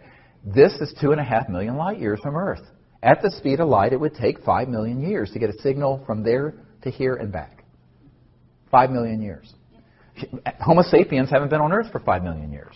So now that means that they're using technologies that are transdimensional, going beyond the speed of light, and which also, it so happens, interface with thought forms, energy fields that are in the realm of the thought. What used to be relegated to the mystics, but now is something we have to accept as the real science of the future. And so this is where the science of consciousness and the science of transdimensional and interstellar technologies are going to have to come together, which is actually my first great love. This is actually what got me involved in all this, because before I was a medical doctor, I'd had a near-death experience, and I had this, even though I was raised an atheist, I had this experience of the unbounded being, and it was beautiful. It was a God consciousness experience, for lack of a better word. And I realized that the mind, the consciousness within every single person is infinite, and everything is folded within it. So I began to learn meditation and became a meditation teacher. I was a meditation teacher before I was an emergency doctor. And what I learned was that this became key, and that's why right after, 6 months after that near-death experience, I had this amazing contact experience that I recount in Hidden Truth, Forbidden Knowledge. But I think that it makes total sense, and it's the sort of thing nobody really wants to talk about in polite circles scientifically, because it sounds too weird. But if it's not a little weird, it's not extraterrestrial. It's probably something from Lockheed. And so educating yourself about the nature of where consciousness and thought and these technologies interface with their technologies. And in 1991, I wrote a paper that's in the first book I wrote that's called The Comprehensive Assessment of the UFO ETI, Extraterrestrial Intelligence Subject. And in it, I talk about technology-assisted consciousness and consciousness-assisted technologies, where the mind interfaces with these both ways, where the mind can interface with technology, but also where technologies can augment and project thought and awareness more accurately. And that's what these civilizations had. I got a call from a senior aerospace engineer at McDonnell Douglas Aerospace that became part of Boeing Phantom Works. They had their own Phantom Works, became part of Boeing covert programs, but it was still McDonnell Douglas back then. And he said, "How do you know this? This is the most accurate assessment any of us have ever read." And it turns out he had been on all kinds of committees, had known old man McDonald at McDonnell Douglas, and was on the Condon Committee to look into this at the University of Colorado in 1969. But he said that it's going to get you in a lot of trouble because it sounds a little far out there. Then he related me a story. He says, I was researching a case for McDonnell Douglas years ago, and it was in the Baja California in Mexico.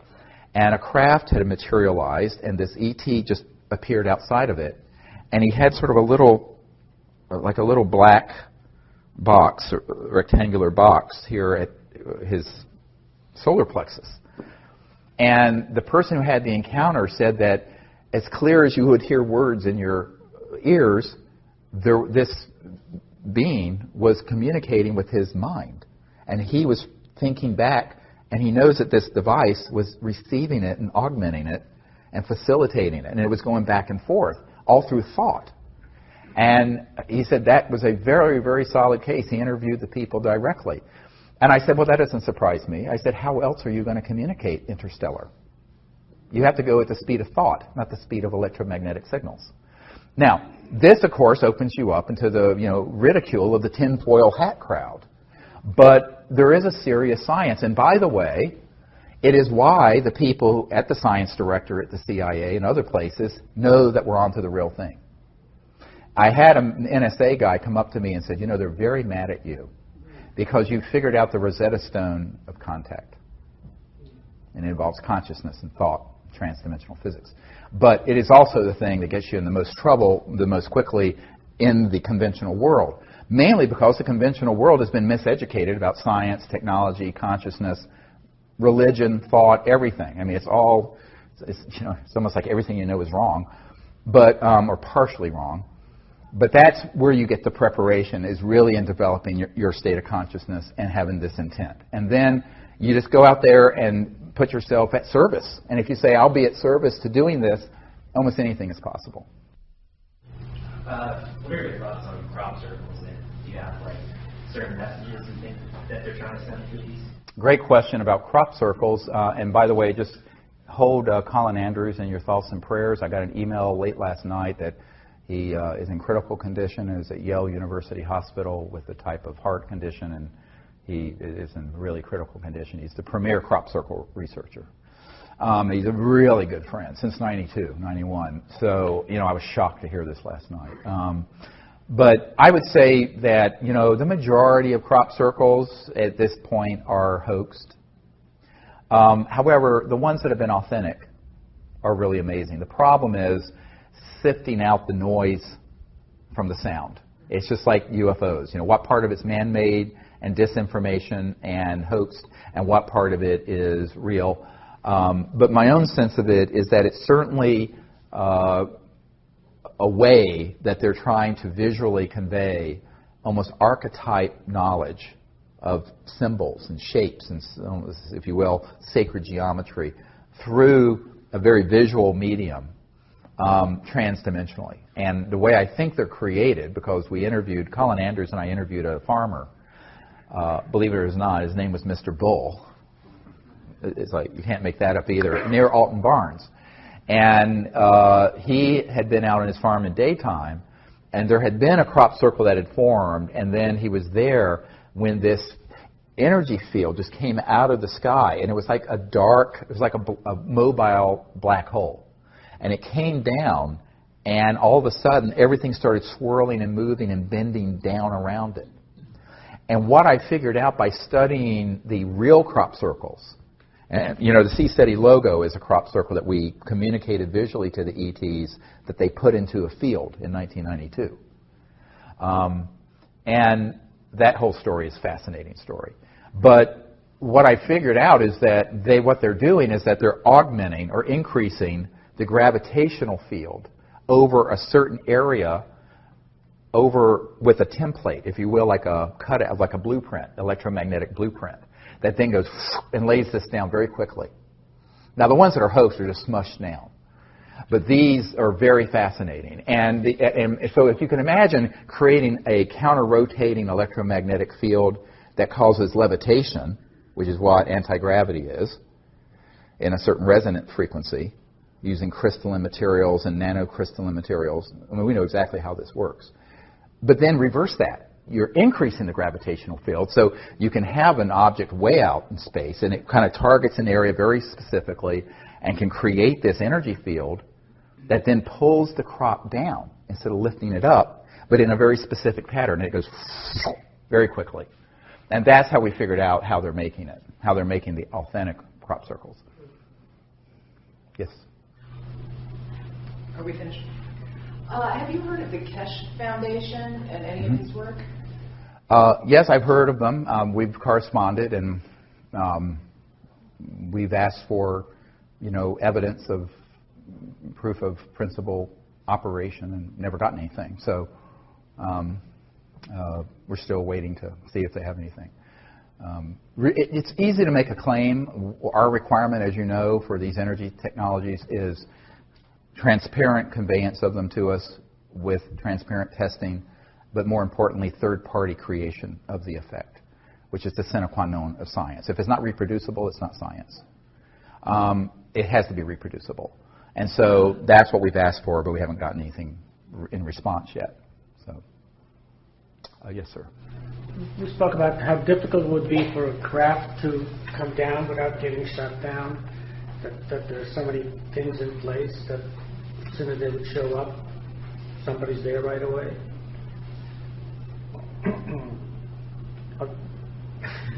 Is there a question? Oh, yes. Well, he's asking about this whole issue of when you're setting up a CE5 or wanting to invite ETs to come into an area, what kind of things might interfere. And the problem is that in the last 60 years, we've gone from, or 70 years since Roswell, we've gone from fairly primitive electromagnetic targeting to very sophisticated ones that are space-based and on aircraft. And these have been used. Now, we were at Mount Shasta a few years ago when we were doing CE5, and there was this really not fully materialized craft. It was like a sphere of pure white energy, light, visible. Everyone saw, 30 people, 40 people. And it was floating towards us out of Mount Shasta, about 12,000 feet elevation. And we were at about 7,000, so probably about 5,000 AGL, above ground level. And it was coming towards us. And there was a very high altitude, it seemed like it was a 747, especially equipped, and a burst of energy came out of this aircraft.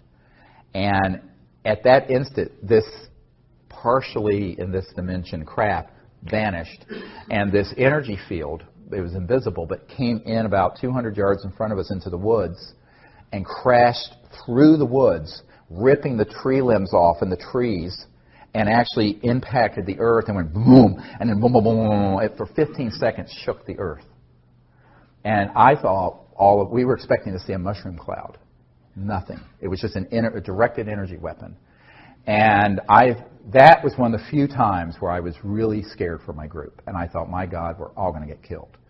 And everyone there saw this. And that's when, a few things like that happen. And that's why one of our protocols is always let the ETs know, don't do anything too risky, because we don't want you or us to get caught in the crossfire. This is why we initially started these briefings with the military to ask that we have them deconflict their operations with ours, but they didn't listen because the operations that want to interfere. Now, why would that happen?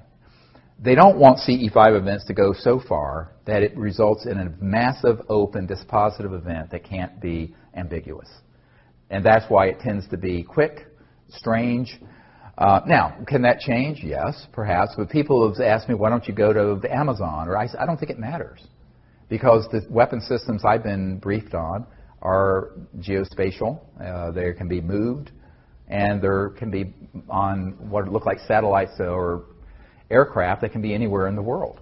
So I think that that's why, as the head of this, there are thousands of people doing the CE5 initiative. I always tell people the biggest liability is if I'm there. So do it without me. Because they don't have enough assets to keep track of thousands of teams, but they can keep track of where I am. So, but when this happened, it made me realize that they had some new things that were quite amazing. But luckily, this particular ET object wasn't fully in this dimension. It was almost like a plasma energy that was floating towards us from way up in Mount Shasta. It came out of the mountain. And we have actually some great videotapes of those objects coming out of the mountain. But this one was actually coming towards us when this object fired. And so that's why I always ask the ETs, come, but don't do anything that is too risky for you or us. Do it only if it's safe and appropriate for this time and place. And, I don't think that this is a huge problem for local contact teams that have 4 or 5 people scattered around, because, this group is large, but it's not omniscient and omnipresent. But when I'm doing something, and it's obviously been announced, and we're there with a whole group of trainees, it's certainly going to be monitored. So that's why I tell people that it's great as a training event. We have amazing sightings and events happen. But, the good news is I'm there. The bad news is I'm there. Being quite honest with you. Yes, sir. How would the contacts that you have, the communications that you have, how would you characterize them? Do they break down into, do you communicate about the same things or the same general things each time, or is it just all over the place? He's asking, how the communications kind of break down into different types of communications and information. It actually is different with every group. And every time we go out, there's something new that happens I've never seen. And I've been doing this for 25 years. So if you read the book, Extraterrestrial Contact, Countdown to Transformation, what you'll see in that book is that there are literally thousands of different phenomena that happen and have happened over the years. And it runs the gamut to fully materialized objects that appear right over us, and people getting remote viewed information consciously, to we were sitting one time out in Orange County, And sitting right in front of all of us, I was doing just a weekend thing, there was a voice that started talking right in front of us in thin air. Is there a consistent message, though? It depends on the group. And the message, obviously, is that they're very happy we're doing this, and it's always a welcoming sort of a feeling. But sometimes there is very specific information, and it just depends on the setting. When this ET I call Bijou, who appeared at Joshua Tree, the one that looks like this luminous figure floating outside the circle, it was a very specific welcome from a group of people. Now, the way that was preceded was that we were in our circle up in the Joshua Tree National Park, and we were at a break. And I'd walked out east of the circle out into the desert, and I was with a group of people on my team, and suddenly there was like a sphere that fully materialized right beside me and walked with me. And I said, oh, they're here. So we went back to the group to get people back together, because they were all scattered. There's 30, 40 people in the desert. And it's pitch black. And all of a sudden, we hear a group of 4 or 5 ETs talking. And they're outside the circle to the southeast. And we could hear mostly, it sounded like female voices except for one. I heard a male voice. And by the way, almost everyone heard this. And I have these really good night vision binoculars, like generation advanced. And there was nothing there where you heard these people talking. So I turned to everyone, I said, we need to get back together in coherence and sit down. And I asked someone to take a picture. So Raven, a member of my team, was just holding her breath, but she didn't have a tripod, and took a picture, 3 or 4 second exposure, and in it is this being floating right outside our circle, turned and waving. It's not Photoshopped. That is the single most important picture in the history of the UFO subject, because it was a CE5 diplomatic initiative that ended up having photographic proof of it, our contact team. So it's been roundly missed by most people. It is the single most important piece of evidence in the last 100 years that I know of. So anyway, it was beautiful. And then we went into this meditative state, and there were all kinds of information that we started getting. All our electronic, we have these magnetometers, magnetic field meters, and radar detectors, and other high-tech stuff, all started talking. And it went on for about 2 hours. It was amazing. And so figuring out what they're actually communicating is an art of, as someone would say, is it telepathic? I said it's sensing. So you go into a deep state, and you can actually get specific information about where they're from, why they're there. But it's very different each time. You know, we're going to be up in Joshua Tree in a couple weeks, and then in the Rocky Mountains in June. And we may do something in Portugal, you know, this fall, and some other things this summer. I don't know. But I'd like to go to Portugal and do it. We'll see. We're looking for a good place to do it. But yeah, it's a beautiful experience. And what I tell people is that, you know, it's almost universally where they're wanting to do sort of a cultural exchange. They're wanting to see how you are. And then a lot of times they will show you visually their planet or their houses or their culture. It's really quite beautiful. And people who have never had experiences like that will have these breakthrough events, and it just blows their minds. The other thing is that sound can also be seen at a certain resonant frequency. So one time we were up at Mount Shasta, a different time, and we were sitting in the National Forest, and there was a tone that came out of, it was a multi-directional tone that just emerged out of the air. And everyone, we were in our meditative state, and everyone saw what looked like a gunmetal gray or pearlish gray sphere that moved through the circle like a string of pearls. So the sound created the form, which is very Vedic if you understand the Vedas, name and form, sound and form. And that was definitely ET. And it was astonishing because almost everyone sitting there heard and saw in their visual image the same object move through. Beautiful. When I was watching the testimony from the National Press Club, there were witnesses that mentioned seeing objects on radar moving at very high speeds and at right angles, right, which to me means that they must be dematerialized if they had any life forms on board. Otherwise, they would have been smushed by the momentum of the right angle. Does that have any implications in terms of like the soul that might be in the person? Because how can a being dematerialize and then come back? Well, he's asking a question about objects that are moving like at 100,000 miles an hour or 20,000 miles an hour, make a right turn.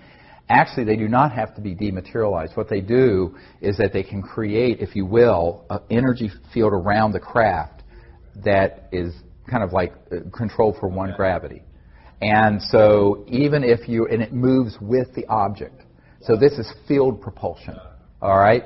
So it can be moving at 100,000 or 200,000 miles an hour and stop or make a right-hand turn. Now, if you were in a jet aircraft, your brains would be coming out of your nose, literally. I mean, it would kill you. But if you have the ability to control what's called gravity control and mass control, and remember, it's a misnomer to say anti-gravity. It's actually, if you will, a mass attenuation, a reduction of mass. So using certain resonant frequencies electromagnetically, you can cause an object to become lighter and then completely massless. Now, at the point that it's massless, it's out of this dimension. But it can be 99% massless, and you will see some aspect of it. You see what I'm saying? And this has to do with spin theory in physics and altering the angular momentum of the atoms and subatomic particles. I'm not going to go into the arcana of this because people will be bored. But, you know, we understand how this works. But basically, the whole craft and everyone on it is, and around this object, is a field that's created. So that's how it can move. And they can still be fully materialized and move. Now, it may also be that they're not materialized, and all you're seeing is sort of a energy form or a plasma effect.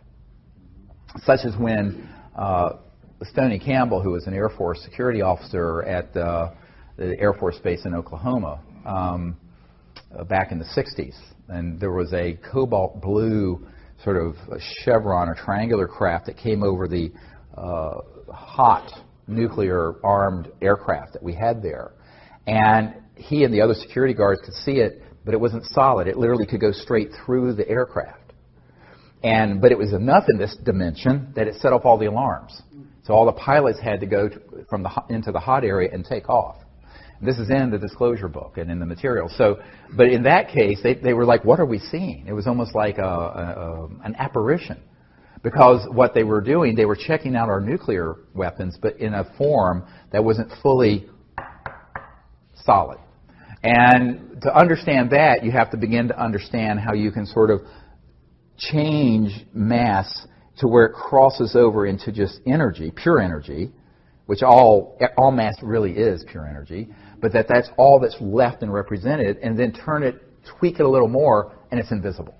It's still there, and all you may do is pick up an electromagnetic signal, which is why learning how to make contact and how the phenomenon comes, it's really useful to come on one of these expeditions that I run. Do you know if it's a semi-transitional thing that we're seeing, like maybe it's semi-transdimensional versus dematerialized? Like, how do we know which really is what's happening when you see just that glow, but it may not be there? We just see the light that's being emitted from the object, but right. Maybe it's not physical. Is it dematerialized, or is it like transitioning between dimensions? Do we know? Yes, we do know. He's asking, how do you know if it's dematerialized? If it's really completely out of this dimension, you're not going to see it. You may remote view it, and there may be an electromagnetic field effect, but visually you're not going to see it. Remember, your eyes only see a very limited spectrum. If you are seeing it, and it may be only transiently, it may only be like a heat wave effect, and you see this thing shimmering, and it comes in and out of this dimension. What it's doing, it's phasing in and out. And it can, at that point, fully materialize in an instant, fully dematerialize in an instant. And this is actually what Corso described. It wasn't in his book, but I mean, I saw it in his papers when I went to his house. He had a stack of papers this big. And Colonel Corso had this encounter at White Sands where this craft materialized in broad daylight, and then it would dematerialize. And when it was dematerialized, there was just, it looked like a heat wave, like a mirage in the desert, and then in the shape of the ship. And then it would go click and be fully materialized back. And it did this back and forth, showing him. All within the same dimension does it do this, or is it transitioning between dimensions as it does it? And that's what I'm saying. It's going from 3D into other D. Got it. Okay. But, it's like a radio waves. If you imagine, you have the old tuners where you can turn, and sometimes you will hear two stations at once. on the old AM radio dials, like, where you turn, they can sometimes be in multiple dimensions simultaneously. But that, this is a really advanced discussion of the technologies. But, yes, we do understand how they do it, and classified programs have also experimented with doing the same thing. We have time for probably, what time do you guys have? 5:58. We have 2 minutes before we're supposed to take a break. Is that right? Yeah. So let's see. I'll take someone who hasn't asked the question yet. Yes, sir. I think it was in Content of Transformation. You would relate a story about how you got to ET needing kindness. Yes. And I believe you were introduced to her by Shari. Yeah. The night Sherry Adamak passed away is when I was introduced to this ET I call kindness. Yes. So my question is, do you continue to have encounters with kindness and with Shari? And also, is it common to encounter people who have passed away when you have encounters with ETs? Yes. Is it common to have encounters with people who are passed away also when you're having encounters with ETs?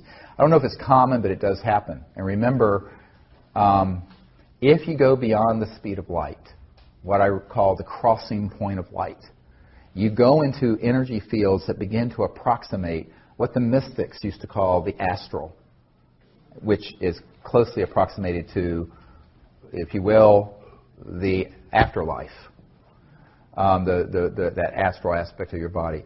So the night that Sherry Adamak passed away, I awakened in this lucid state, and she was there introducing me to this ET with a perfectly round head. I mean, exactly round, not elongated at all, and completely hairless, and very, very kind. I call her kindness because she just emitted this kindness. And in almost every expedition under the stars we've had since 1998, she has shown up in what looks like sometimes it's cobalt blue and sometimes it's diamond blue-white ship. And often it'll come in and make a curve and then go back out and dematerialize. But it's that distinctive, it's very distinctive. So yes, we have. And my understanding is that she's a very senior diplomat with an interstellar coalition, very enlightened. And it's sort of like the Bijou, when we had this experience in Joshua Tree. The amount of the development of consciousness of these life forms that have explored the cosmos for thousands, some of them millions of years. It's just stunning. And the intelligence. So that continues to happen. And it's very unusual that we're out on one of these week expeditions where we don't see that ship. Do you ever see Shari anymore? Yeah. I mean, I'll have dreams with her. Yeah. And by the way, the lucid dream is an amazing tool because it's, buried within everyone is everything. The entire, it's like this old saying from the Sufi, I think it's Sufi tradition, think as thyself a puny form when within thee the universe is folded. In other words, it's a rhetorical question. You're not just some little thing. Through the structure of consciousness and mind, the entire cosmos is folded within every single person, like a quantum conscious hologram. So we're all conscious quantum holograms, and the entirety of the cosmos and creation is folded within every single one of us. So that's why you can have a lucid dream or be in a meditative state and see other worlds and see other places or even other dimensions where people have passed on. And it's quite beautiful. Now, trying to prove that scientifically, but it's a global experience. I mean, there's so many people who've had lucid dreams of something that's happened the next day. I mean, so there's empirical evidence, but you can't prove it. But ultimately, I think in the future we will have the ability technologically to prove these things. And until then, we can use, what God gave us, our own consciousness and thought and mind, and create a new world. Well, with that, I think it's a great place to end. It's a little after 6. I want to thank all of you for coming. We'll have time to hang here for a little while. And I just want to say in closing, really the key thing to disclosure and to contact is people stepping into their own power and not waiting for other people to do it. Because if you wait for others to do it, it will never happen. This is something that has to be a grassroots mass consciousness event. And the next phase of disclosure is going to be exactly that. And the more that people understand that and actually do it, instead of just thinking about it, the more rapidly we're going to get to this next level of our civilization, the future of which is beautiful if we get it right.